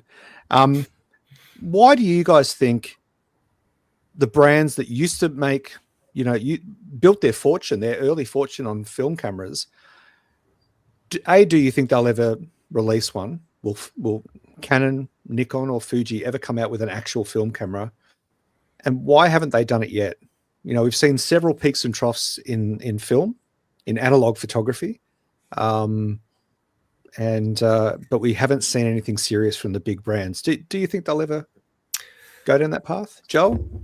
I don't know, but I think there's a huge factor that like we need to take into consideration in terms of like if film will keep having this resurgence, and it's like how film stocks sort of progress, like because Fuji have gradually like dropped like some of the coolest like film stocks, and Kodak are slowly bringing back stuff with Ektachrome, but also film prices are just so expensive. Like for a roll of film, like Portrait 800 is like $35. That's almost $1 per frame without developing or scanning. So it's like it turns into be $2 a frame essentially. And it's cool to have all these film camera options and like bring all this stuff back, but also like people are going to look at the cost, the ongoing cost, and consider that. So if there was more film stocks coming out and it became competitive and things started to drop, I think probably like things would probably ramp up. But I think the reality is that even a Portra 400 is like $30 or $33 a roll. So it's like, if you want half decent film stock, you got to be prepared to spend like all color anyway, $30 and up. And then black and white, HP5 is probably the cheapest, but it's also not the best. But there's T-Max and Tri-X and XP2, which is epic too. Like there's all this really good stuff, but that's still up around $20 per roll. So then it's $40 a roll, So I think if that sort of changed, I think maybe people would be more inclined to do it. But I think also because there are consequences, and the consequences can be expensive in this case, like may, not boom it as much as I would like to see it boomed. But who knows? Yeah. Who knows? Justin, you're a Canon fanboy. Mm-hmm. What do you think? Do you think the Big C will ever drop a film camera on us? Canon won't. I mean, if Fujifilm won't, you know, like or whatever. No, Canon aren't gonna waste. They might do like a retro camera, but they'll do digital. What I'm Nikon interested did with the Z and the F and the FC. Yeah, exactly. And it's a shame. Oh yeah, go Brent. Might be a little bit controversial here. please. Okay, what do I think? I think that those camera companies will respond to the market. I don't think they'll try to create a market, but I think they'll respond to a market. And if film got just like there's an interest in film, I kind of question whether there's a resurgence in film, but there's definitely a new interest in film. Yep. But if that was to gain a kind of mass appeal, I think that camera companies would respond. Some of the camera companies would respond to that. But I think this is like the controversial part. I think the real interest for me, and maybe the majority of people who really think film is interesting, are not interested in 35mm film. They're interested in 120 and large format. That's really that's the beautiful, beautiful part of film photography. That's the real slow film photography. And I think 35mm photography, and Joel, I can understand why you do it as a wedding photographer, but if I was a portrait photographer working on film or an art-based photographer, I would be working on 120 and 8x10 large format or whatever. Agreed. And Agreed. Be my way of working, you know, or like Richard Leroy, the photographer in England who works with a camera obscura and just puts a sheet of paper in the back of it, you know, get some unbelievable images of that. I think that that's probably the future of film, or it's possibly even the present of film, is the large format and the medium format world. And I think we'll see cameras in that world, and we probably already are, but I'm no expert. You see brands like Cinestill are coming out with 120 and 4x5 sheets, you know, of their 400D stock. So they're tapping into that too. I think Cinestill and even Lomo are sort of coming in and doing weird shit too, which I love Lomo for that.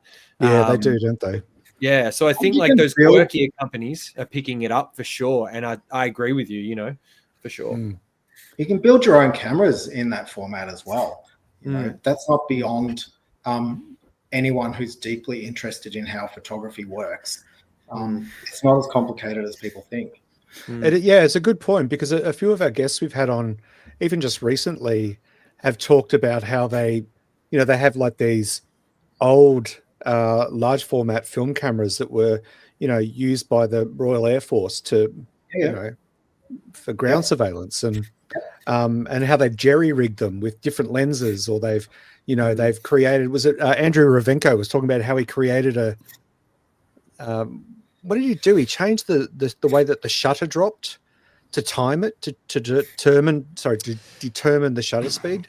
Justin, do you remember that? He made it so that he could change the shutter speed with different inserts, and that he knew what the shutter speed would be by like building a different sized slots that would slide through at a certain speed with gravity, and he figured out what the shutter speed of that would be. Wow. Because he does computer science, and so he'd done this whole beautiful mind kind of, you know, telemetry to work out exactly what the shutter speed would be of this piece of cardboard falling in front of the film. So you are right, Brent, but I guess that itself would be a barrier to a lot of people. Let's be more of a barrier than 35mm to buy like you can buy those Fuji. What are those Fuji? Oh no, I was talking about making your own camera. Oh, making your own camera. Or you know, kind of putting something together yourself. I think, you know, that's obviously a bit of a barrier for some people.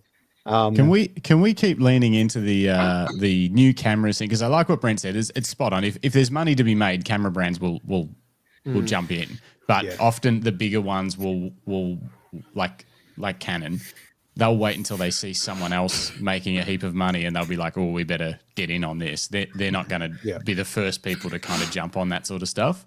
I just want to read a couple of comments out, and then I'm going to push that conversation harder.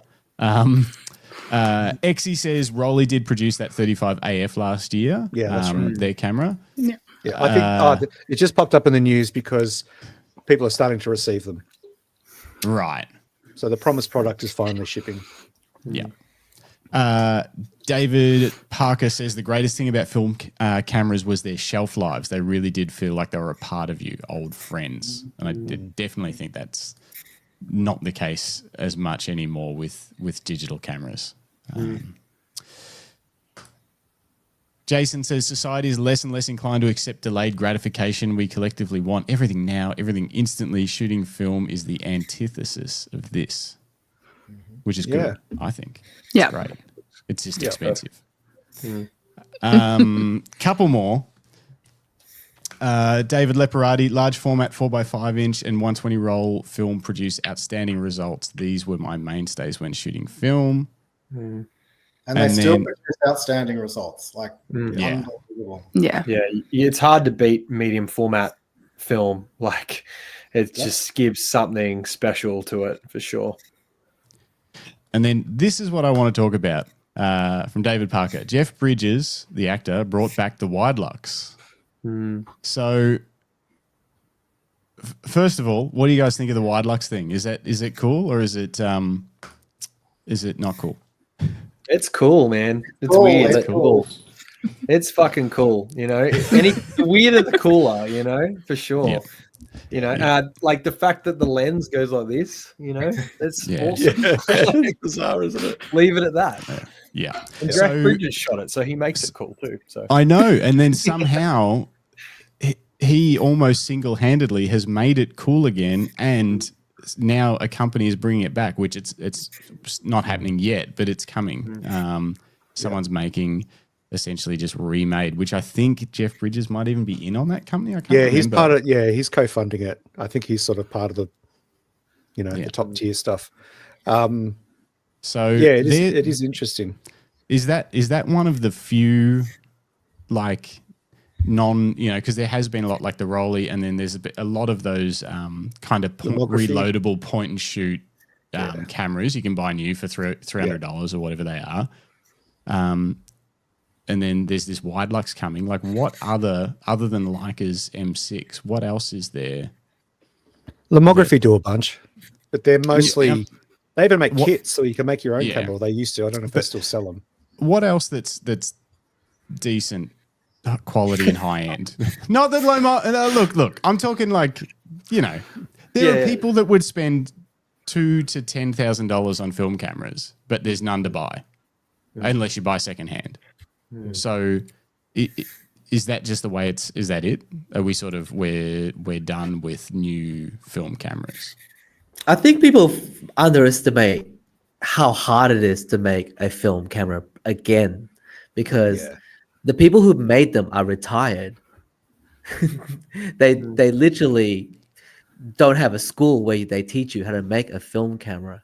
So it's not as easy, because obviously when you're in the midst of it, in the 70s, 80s, that was the only industry. So everyone made it. There were molds and whatever, to help produce these things.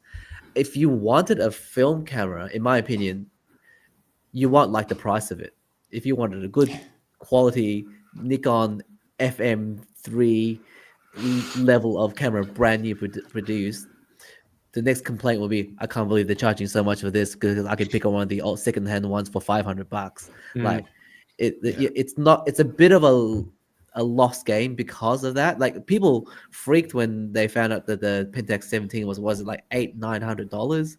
But they're like, for a plastic camera, it's like, yeah, but they had to bring people out of retirement to work out how to make that camera. Like, it's not an easy thing to do. Like, because we have, people don't realize that, well, I'm sure lots of people do realize that most digital camera, DSLRs or mirrorless cameras, their sensors are only made by one or two companies. It's not like everyone's making their own sensors. So when you're wanting to make film, it's I would love to see it, but like at the same time, like I was actually thinking for myself, if I had to recommend a camera to someone, what would I recommend? I said, go play with a Holga. It's like it's $100. Shoot 6.6, and you will make a shot that won't look like anything that you can create with a digital camera, and it literally makes the cheapest clunky noise when you take the photo. Your brain doesn't even register that you've taken a photo, but you just have to believe that the shutter opened and closed, something has been recorded, and then Something go get it moved. developed, see what happens. Yeah, It I feels think it's so- a magical experience. It feels so like toy-like because it is like a That's plastic right. toy camera. Like, So with that in That's a mind, great experience. are we just on a timeline now where we're just waiting for all the old film cameras to stop working and there to be no one who knows how to fix them anymore, or no one wants to? Is that where we're heading? Are we heading to a point where the game is up? With Kind electrical, for sure. They're like, unless you're getting something that's completely mechanical, but even then, I'm sure wear and tear eventually, breaks down things, and there may not be parts. But if you're having essentially anything that's got an electrical component in it, like I had an X-Pan for a while, and I had to sell it because I was scared of essentially just like having 10 grand just shit itself immediately. So Yeah. like My expansion itself. Yep. No, I've did, just yeah. heard stories. There you It go. stopped working. It's And just I it's a great camera. Hasselblad even said, "Oh, we don't fix those anymore."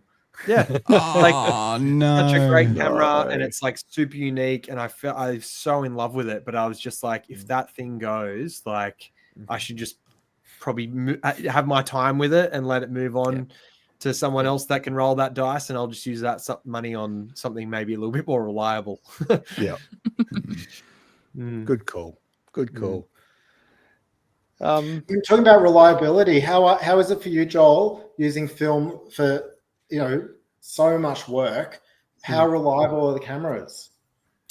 Like extremely. I haven't had any issues yet, touch wood. But most of the cameras that I have, like I've got two manual and the rest are electrical. So nothing's sort of gone yet. So so far in my experience, it's all been pretty good. There's not much that can go wrong. Not really. Like what Jason was saying before, every camera works the same. The only thing that I'm really limited to, that I feel like I'm limited to, is that I can't change the ISO. Yeah. And that's really it. Like I just shoot a roll and then I change it and then I keep shooting, So it's just limiting myself on the ISO. That's pretty much the only restriction I feel. And, if it's black or white, a color, but, it's just the beauty of film. It's just is what it is. Well, speaking of things going wrong, may I ask a question? Sure. Of course. What's your biggest film disaster that's ever happened to you?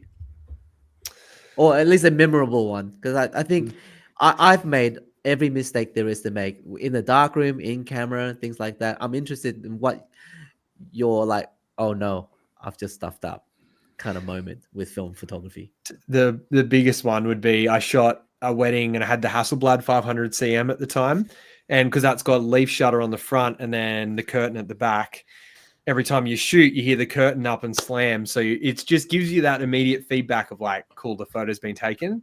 But I was shooting in Bathurst in winter and so cold that I think one of the small like leaf component, like it froze essentially and like then it snapped. So I ended up shooting 4 rolls of medium format on that camera at a wedding, and none of them turned out. So they just all came back white, and it was just, I think it's funny because ever since I've shifted my business all to film, I have this conversation with clients all the time. It's like there is a chance that I could even make a fucking basic error and literally not load a roll of film properly and shoot half a roll and open the back and it hasn't caught. That's a very real possibility. Like I'll do everything I can to not make that happen, and I'll look after my gear, but it's the nature of the beast that you just can't tame it sometimes. And the fuck ups are sometimes the most beautiful ones, and the ones that you spend ages scripting that don't even turn out, and it's just like, I think that's why that risk reward ratio is like super enticing. And like, when it turns out big, and when it fucks up big. But like, I don't know, it's just communicating with my clients anyway. It's like, hey, you want film, like, it's not a you got to fucking roll the dice at some point. You got to trust me essentially, and I got to trust that the process. So, it's just the nature of it, I think. What about you, Lucinda? I haven't had any like huge ones, like not for client work. I'm always usually shooting digital as well as film. But I do remember I bought this like little tiny toy camera, very plastic, very Holga-esque. It was 35mm. I put a roll in just to like test it, and when I took it out, it had like shredded all the sprocket holes like the whole entire way. So I was like, right, let's not use that again. Yeah. And Brent? Oh, I remember shooting a wedding once, and straight after the ceremony, I went to change films, but I hadn't rolled it back, and so I opened it up. Yeah. Which ordinarily what you would do is just close it and know that you'd probably only lost, I don't know, maybe half a dozen shots, maybe.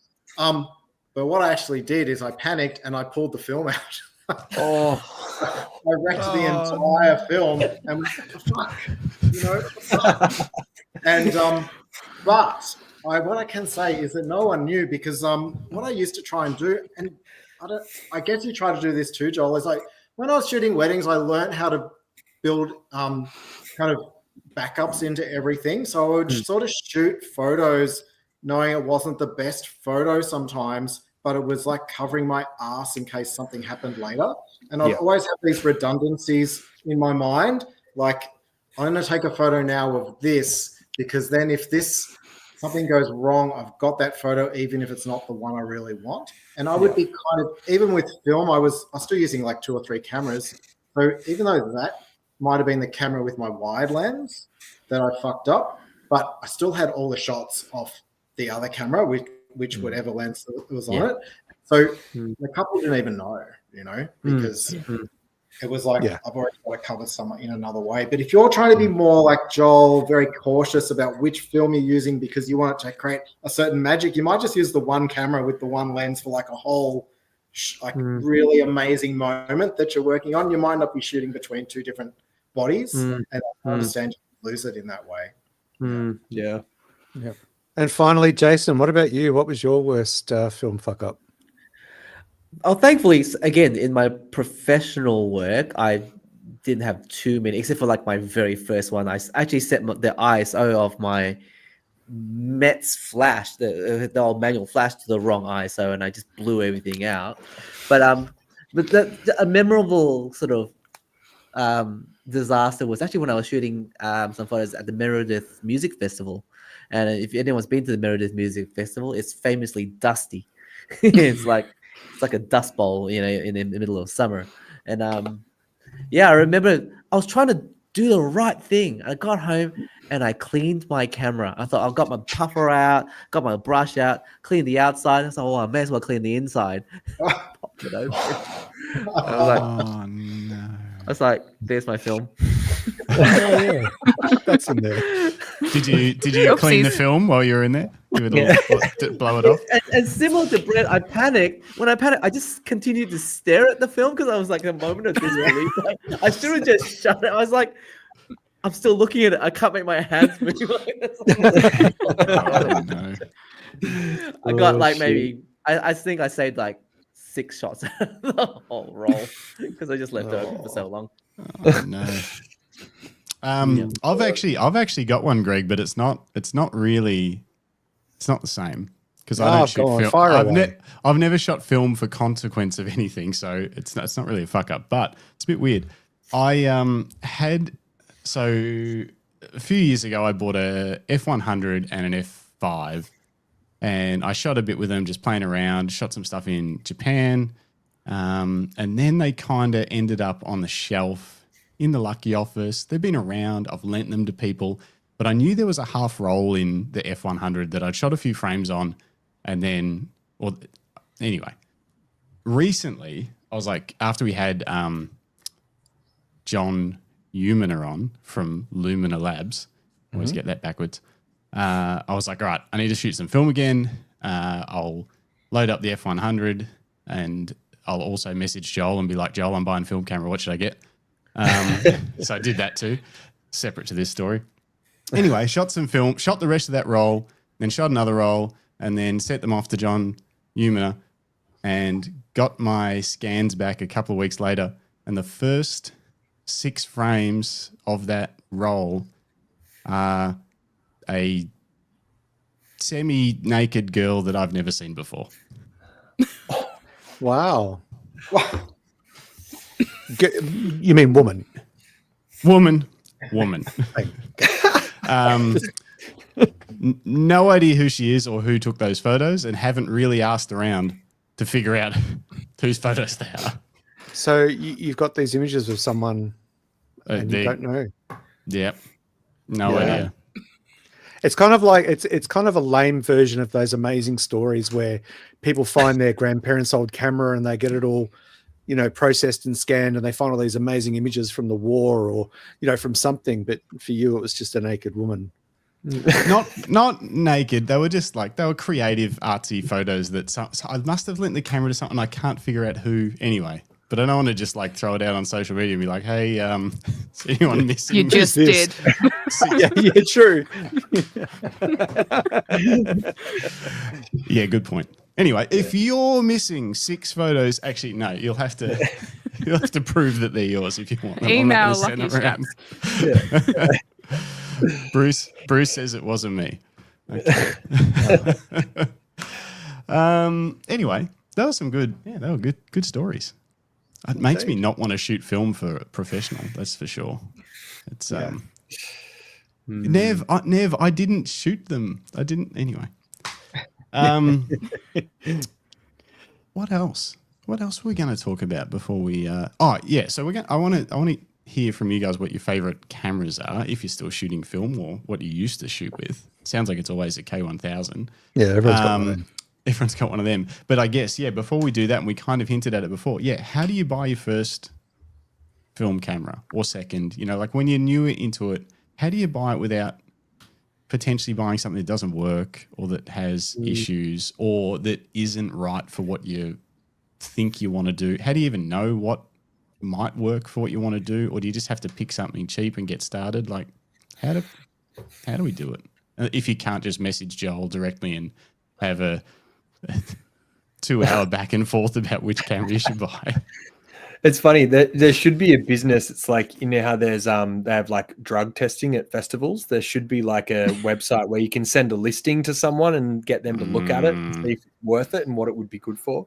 Because like we said, there's so many different film cameras for different looks and different aesthetics that, I don't know how you pick these days. I know a bit, so that helps. But that's it. I think if you can go and see them in person, again, I know a little bit about cameras and how to fix things and how they work. But my biggest tip, if you can go and if you're vintage shopping, I used to do that a lot, go to op shops and that sort of stuff, carry a little bag of batteries around with you of all different types. They're not that expensive. Most of the time you can look them up. I have CR123s, I think they're called, and then the little watch batteries, and I've just got a little collection of them. They're in a little pouch, and if I go vintage shopping with the intention of buying a camera or looking at cameras, I take that with me. I also shoot Polaroid, so I have the empty cartridges because the cartridge has the battery in it, and I will take that with me to check that it's working, because that's if stuff is working. If you put a battery in it, it's a good sign. And then depending on price, I then sort of am I willing to pay $50 for this potentially that doesn't work?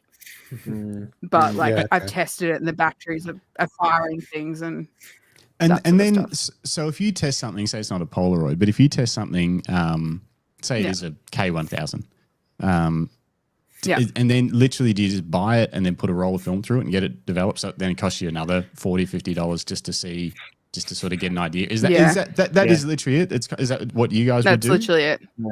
Yeah. The things I would look for is the things that you want to avoid are fungus in lenses. So anything that looks like mushrooms going in lenses is bad. Like I saw one the other week. It was like literally a mushroom field just like growing in the glass. It was gross.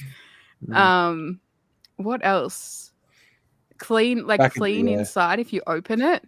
Like open the back of it and check, because the seals, like a lot of my 120 cameras I've like resealed because they just crumble and disintegrate over time. So if it's all kind of crumbly and fallen into the lens, like it's likely that you're gonna have to take it to someone professional to get it cleaned, and that's going to cost you another $200 to deal with. And then normally if I put the battery in, check if there's a light meter, if you change the shutter speeds or the aperture, like does that dial move? And then pushing the shutter and like seeing if like changing the shutter speeds and seeing if the shutter is longer or shorter. Like I don't know scientifically, like, but like you can tell, you can listen to it and be like, okay, well that was longer than the last one or shorter than the last one. So trying those things out, but that's if you can see it in person, which a lot of people don't have the luxury of doing either. I would be looking at mechanical cameras from the 80s and 90s, not the ones that were battery motor driven. So I'd be looking at like an FM2 from Nikon. Those beautiful Olympus cameras in that time as well. Minolta made great cameras like an X300, an entry level camera like the Pentax K1000. These were really straightforward mechanical cameras that were built really well. And I'd be looking at those, and then I'd basically be looking through the Japanese market and buying one secondhand from Japan.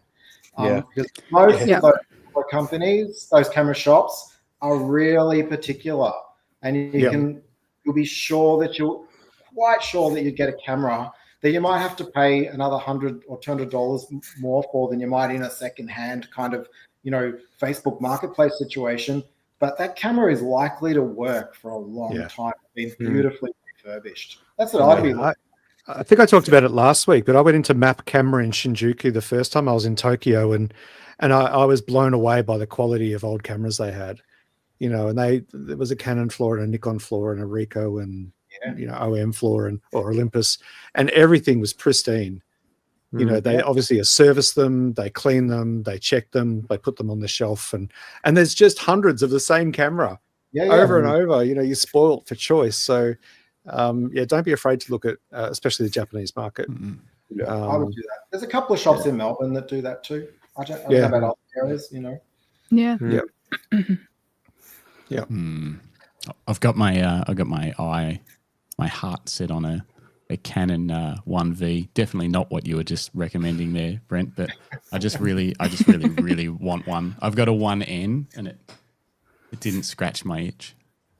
But would that be to use or just to collect? No, to use, but to use just for film, just for swanning around with a couple of rolls of film, not to use a lot, just to use a little bit. Because I've got that really pretty 50mm 1.2 on it, and it's just nice to shoot with, and it works. I can operate it just like I'm used to. I didn't have to learn a new camera system. I feel at home with it, so I can shoot the way that I would normally shoot with film, which is, I guess, kind of not the point, but I still like it. But yeah, it was a lot cheaper than a 1V. It was like a quarter of the price for some reason, the 1Ns and the 1Vs. Anyway, it's so hard to know. It's very risky if you can't see them in person, and if you're not buying off a store that you trust. It is you sort of feel like anything could show up. Any other suggestions for first cameras, or just I feel like rounders? The best thing to also do is just jump on YouTube. Like, so many people have done YouTube videos and about how to get started in film photography and what cameras to look out for. Every now and then, I have a bit of an itch and I want to get something new, and I'll just look up best medium format or 6x6 cameras, and it will give you a list of 10 really unique ones, and then you just go down that rabbit hole about researching certain cameras and what looks and how it works, and watch a how-to video on YouTube and see if the process of using it is good too, because a lot of the time you early on I'd fall in love with like, oh, I really want that camera, and I get it, and I start putting it into my workflow, and I'm like, it's not fitting like the process of like focusing in bellows, or using a waist level viewfinder or rangefinder versus TLR. Like they're all sort of different sort of ways of shooting. So yeah, sort of just just do research and compare. And I think the bit of advice I would give people too, and because I do like to talk about community, but I think if you get your first film camera and you're actually I'm actually quite into this, I think I could do something with this, then go and join a camera club. One that has a lot of the bigger camera clubs have access to a darkroom.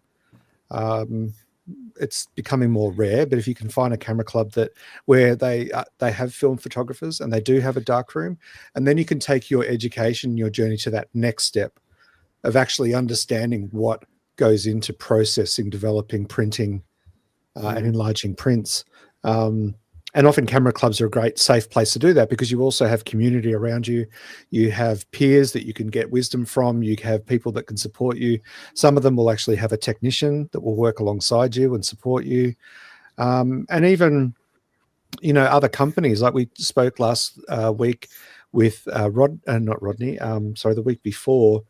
Oh my God, where has my brain gone? Lucinda, across the hall from you. Oh, Watto, Craig Watto Watson. He will do one-on-one coaching with people on different aspects of photography. So it's also a good idea to find a mentor that can actually guide you through some of those early stages where, those of us that went through, photography school or a photography course, we had someone educating us on every element of what we were doing. And as we've discussed, that's becoming scarce. So find someone who still knows that. And ask them to be a mentor. A couple of good suggestions here from our good friend Jay Shani. Olympus OM1 and Minolta SRTs were fully manual and built like tanks.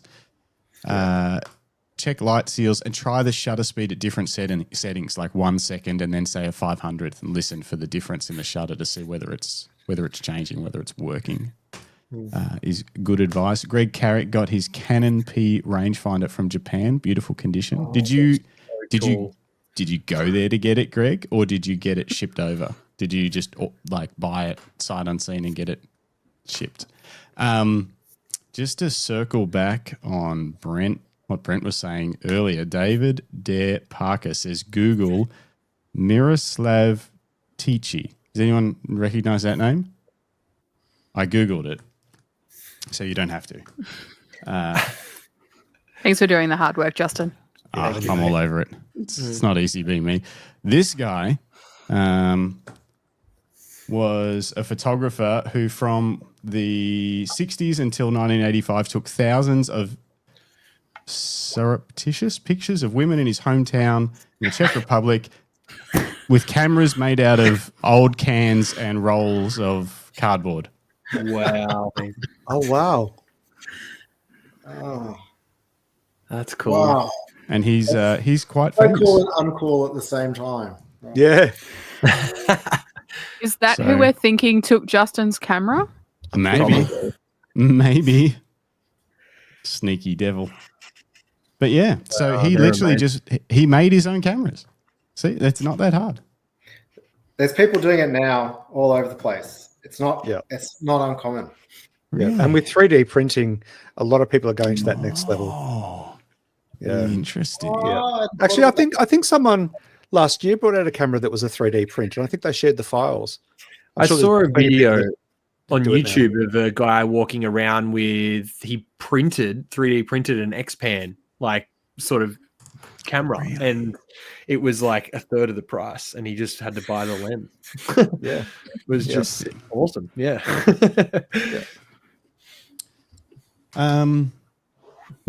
Should we look at some of your cameras? Who's got cameras?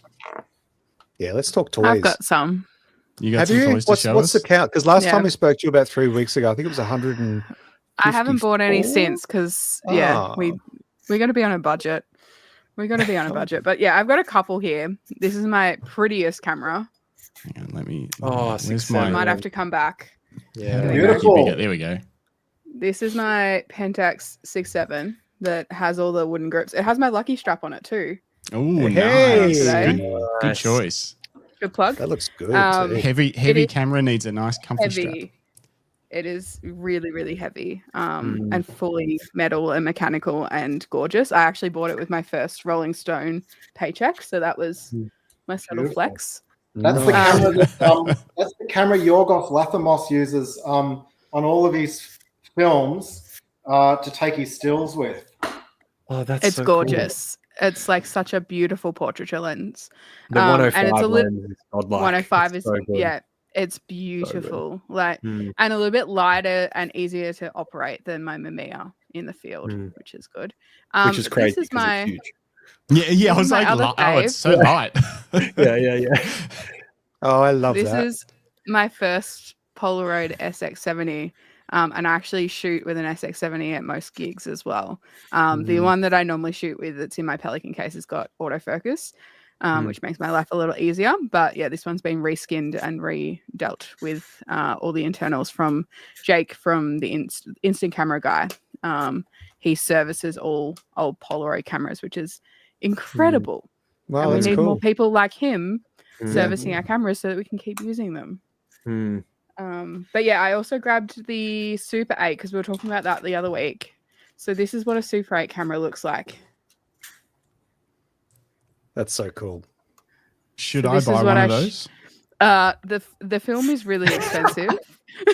I saw one. I saw one on Marketplace the other day. I saved it. No. They're so hit. No, I think no. I bought 4 of them that didn't work. Yeah. It was really bad. But this one does work, and I shot my first music video on it. But yeah, it's quite expensive film wise. It's like $80 a cartridge for 3.5 minutes worth of footage, and then it's about $100 to scan it. So maybe not. But it's cool. Yeah. Yeah. Okay.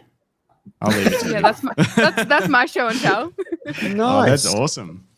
Nice. Very nice indeed. Let's jump to Joel. Joel, You got- let's see your favorite toys. Have you got your favorite toys there, mate? I think I got most of the ones I use most of the time.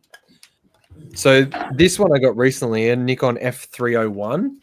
Like, I got it from a friend. He just gave it to me because it wasn't used, but it's got auto winding, not autofocus, so manual lenses, but the shutter is crazy loud. Like, I don't know if it will work. Hang on.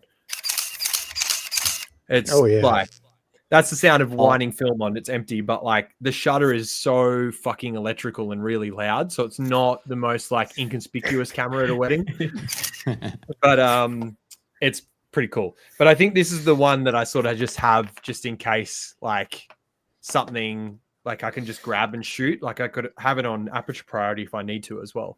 But I just have like a 28mm 2.8 lens on it. It's like plasticky and shit, but like gives like a really beautiful like image. I don't know how, but it's not plasticky and shit. That was a complete pro lens in its day. It feels so light. It feels plastic. I don't know. I think it's like an old version. Is it like the same one? Yeah, the same one. And it's an AF, Oh, so it's an autofocus lens, right? They're using on a manual focus camera. These were all in the 1990s. You would have been paying for those lenses like $1,200, $1,600. They were like great, beautifully it feels made. so light. I love it. Like I love it.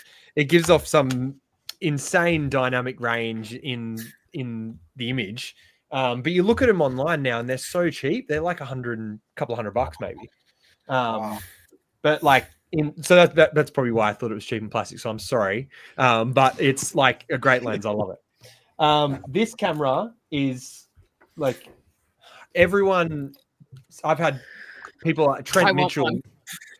Trent Mitchell recently messaged me saying that this is he reckons the best camera that's been ever made, and it's pretty amazing. But I actually, from what I do, I'm not a huge fan. I've had it for like a month, and I'm probably going to sell it. What is it? Sorry, Joel. Mamiya 7, 6x7 medium format, with like the 80mm f4 Mamiya lens, and it's just like incredibly sharp. Like I've seen YouTube videos of people putting like gauze like netting between the lens and the body because it's too sharp. They actually want to soften it a little bit. Oh wow. So it's amazing when it works, but it's just not conducive to my workflow, I think. So I'm going to get rid of that one soon, which is sad because I know a lot of friends are sort of kicking me over it a little bit. And this is just one of the trusty workhorses, the F3. Like, just I can go to that at any time with the 50 1.4 on it, 1.8, and it's just like, yeah, I can't. It's hard to fault that. Like, this would be my main camera if it was quieter, but the shutter is also like it's just a slap, you know. I don't know if it'll work. Hang on. Yeah, it's just a normal slap, but for street photography, even that's a bit too much. I try to be a little bit more subtle, I think. And then I've got the Contax G1, which is also like epic. I'm thinking about getting the G2. I think the biggest difference between the two is that the G2's autofocus is much better, and also the viewfinder window is like heaps bigger, because I do struggle with how tiny this viewfinder window is. Sometimes it gives you not much vision. But this like Contax 45 Carl Zeiss F2 is like, yeah, that's like a quality glass. What's that? Why has my Facebook feed started?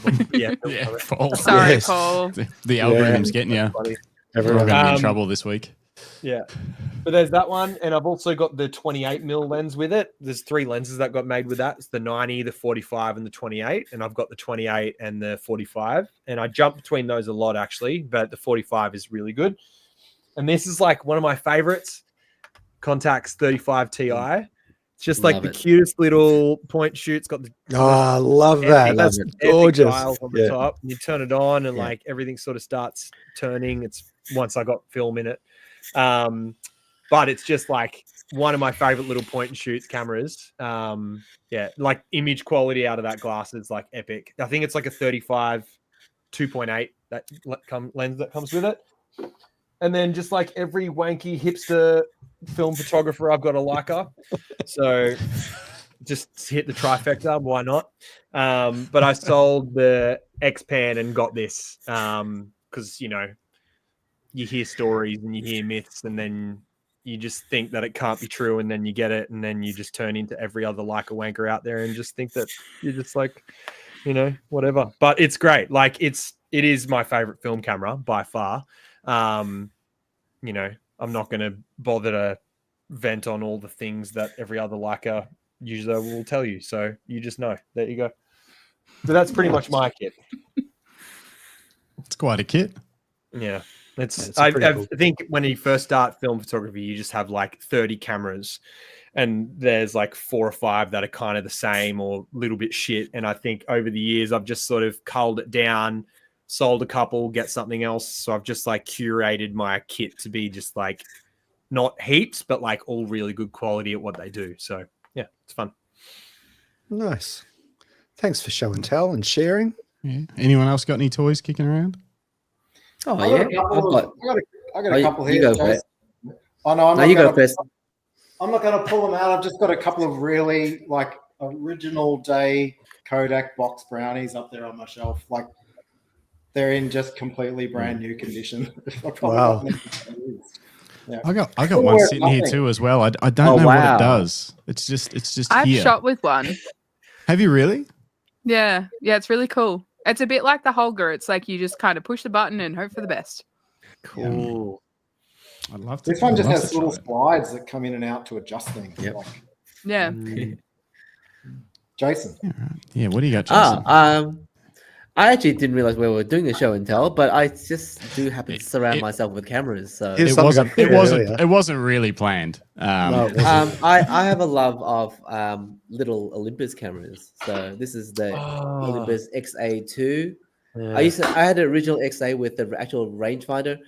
My eyesight actually wasn't good enough to use the rangefinder on that one, and this is a little trip. But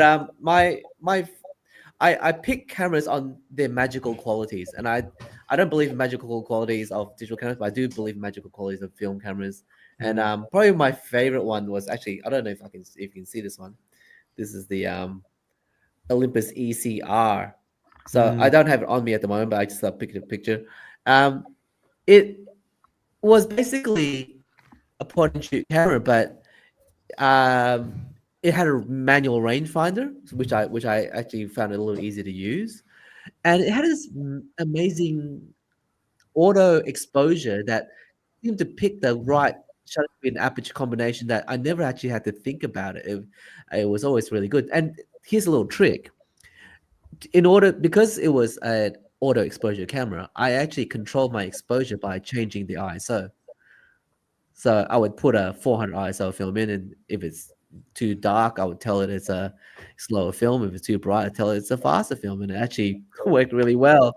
And it was just one of those cameras where I traveled the world with. I went to China and Europe, all that, and it just got the shots I wanted. It was just had this magical quality. It was a 42mm f2.8 lens, and when I put it to my face, no one ran away. And yeah, so I have a real love of these cameras. I realized I've actually still got a film in this one. I probably put that in like 10 years ago, so I should probably use it up. Careful. What is on the first 6 frames could be anything when you get that developed. Just be careful. But Jason, have you still again, got the flash unit for that? Have you got the flash unit that goes in the side? No, I don't think the XA does XA4 do the flash. I think it does. Like it does, but I don't Yeah. have it. I think all my film cameras tend to be quite daylight cameras now. So, Right.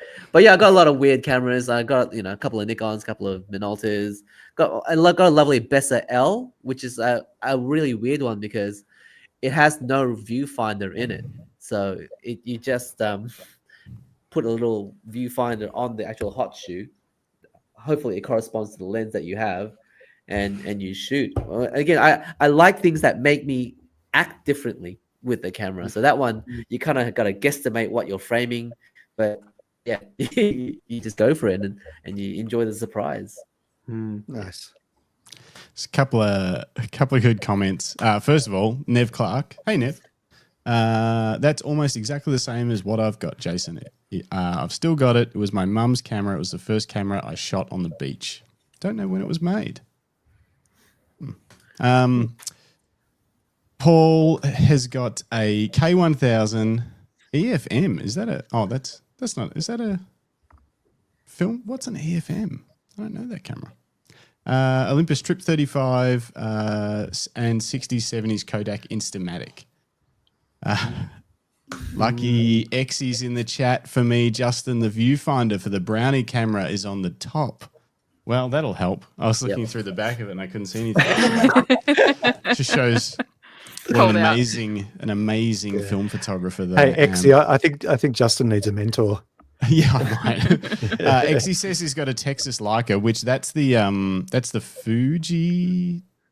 Is it the medium 6x9? 6x9, yeah. It's known as that. But so that's a medium format, is it? 6x9? Yeah, it's just it's same ratio as a 35mm frame, but just medium format film. So you get 9 shots of a roll, I think, or 8 maybe. Yeah, something like not much. Yeah. And Jay Shanny's got an Agfa Ambi Select rangefinder with 3 Ambion Prime lenses, 1957, German made. Wow. Never heard of it, but it sounds cool. Is it cool? And also, remember the little flash cubes? You guys remember the flash cubes? I was fascinated with those as a kid because my nan would take photos with one of those, and every photo she'd chop the top off everyone's head, no matter what. And yeah, the little flash cube that would spin around, that was so cool. I just thought it was magical. I was pretty little when I saw it, like 22 or something. I'm mindful that we are absolutely coming up on 2 hours, and I don't want to hold you guys here any longer because you've already donated too much of your time to this podcast. But I do want to ask you something very controversial to end the show on. We're going to skip the choosing film segment because that's. I think we've covered that. We kind of covered it. We usually skip the last segment anyway. So what do you guys think of the new trend that I coined, cosplay cameras?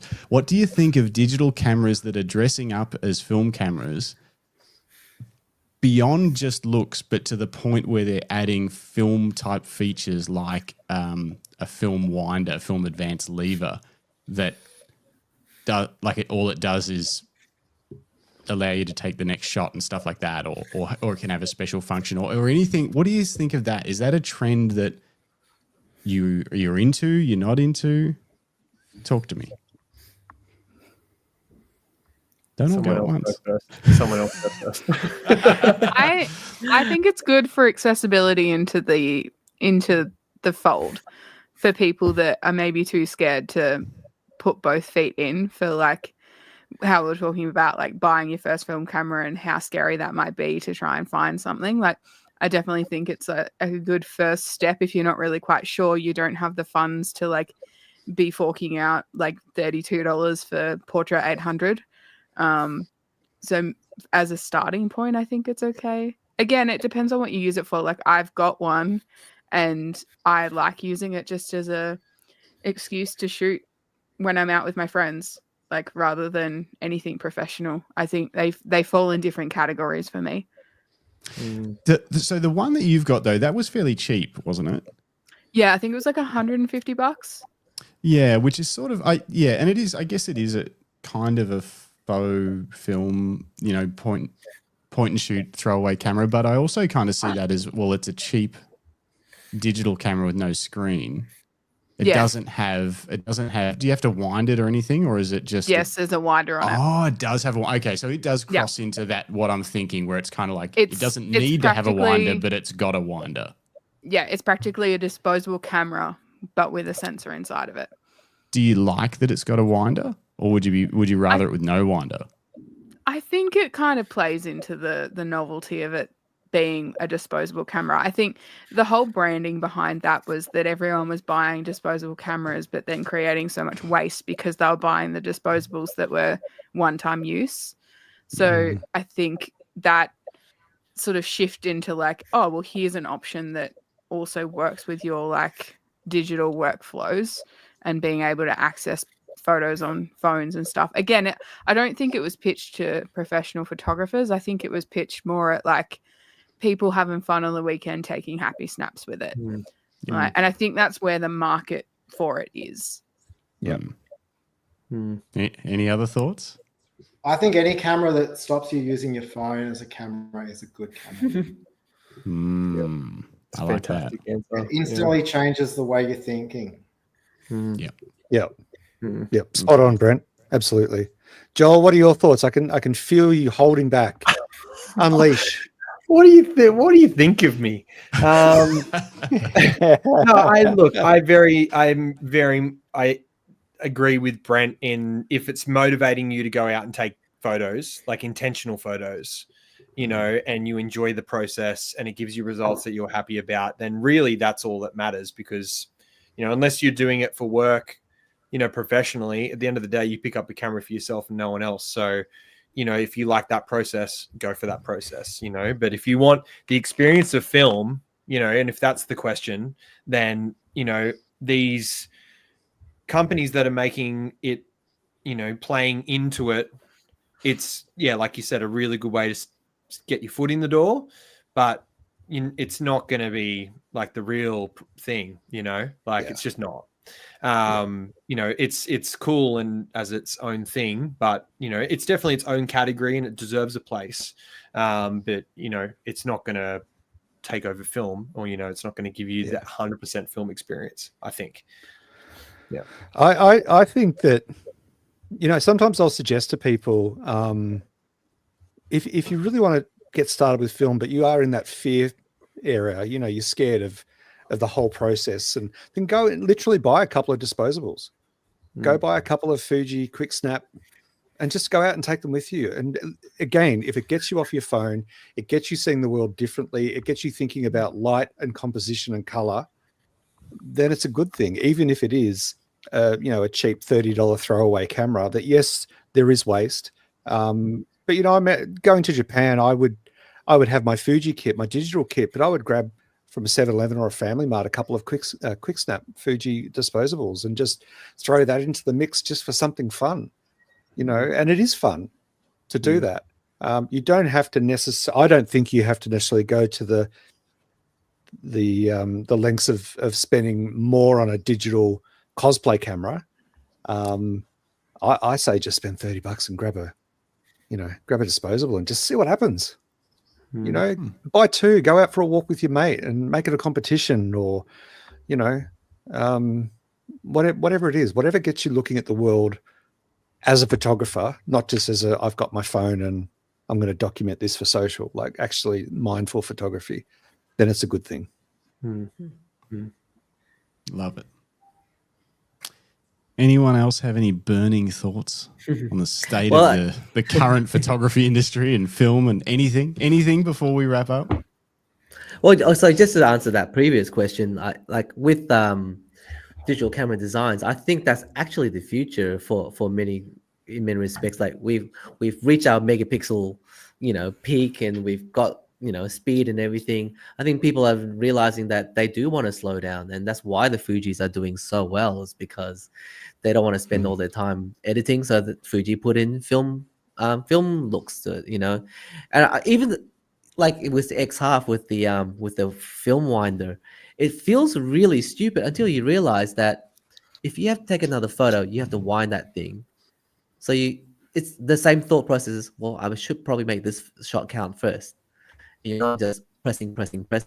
So I think camera design is behavior modification. And if it makes you a bit more deliberate, if it makes you think more about this feature or that feature, like even the Fuji GFX 100 RF, they've got that little dial that changes the aspect ratio of your photo.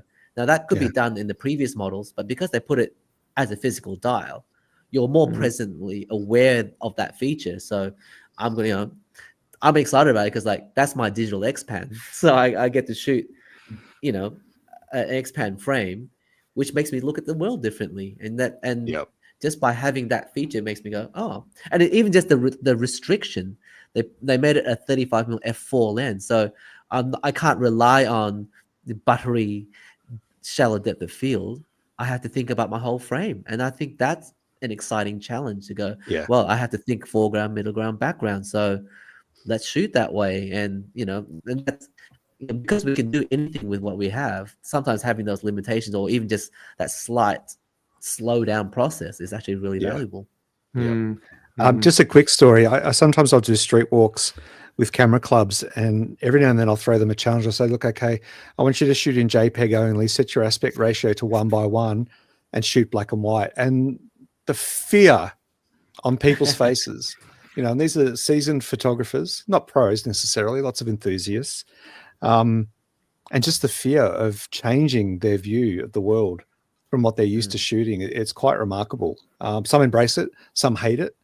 It's really interesting exercise to see in, a group of 20 or 30 photographers that there are those that come to you, oh, look, I did this one square. And, they're really excited by that restriction. Like you said, Jason, you restrict. We often become more creative with limitations because we have less to work with. And more to gain. So it is interesting. I think on that note, Justin, we might wrap it up. You got any last comments you want to cover off in the chat? Greg had a good one about digital cameras that are acting like film cameras. He said they're like henna tattoos. He doesn't say whether that's a good thing or a bad thing. He just said that they're like henna tattoos. Bruce Moyle says plastic fantastic are always fun entry points. What else? I don't know. There's tons. We missed a heap. We did. We'll catch up on all the comments next week, I'm sure.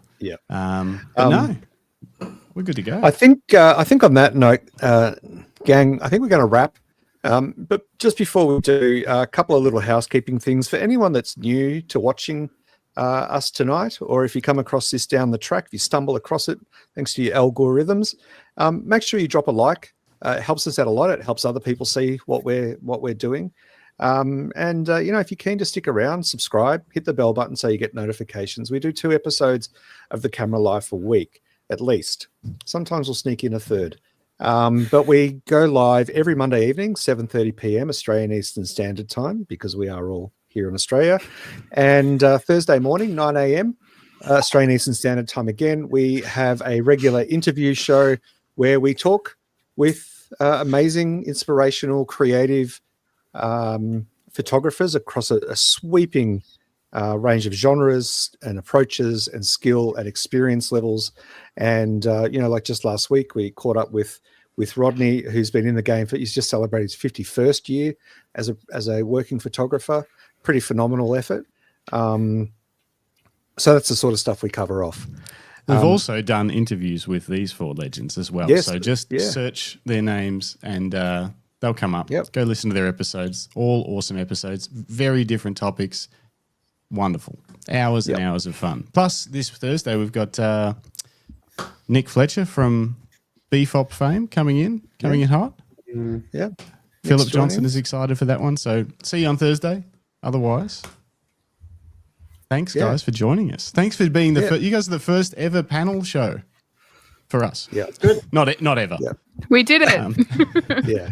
Never to be repeated. No. Thank but you. Look, Jason, Brent, Lucinda, and Joel, thank you so much for your time tonight. We appreciate it, as I'm sure our viewers do. Getting your insights, given that your experience and what you guys are doing with your craft. I'm sure that people watching have taken away a lot from tonight's episode. Certainly a lot of food for thought. But yeah, we will wrap it up there.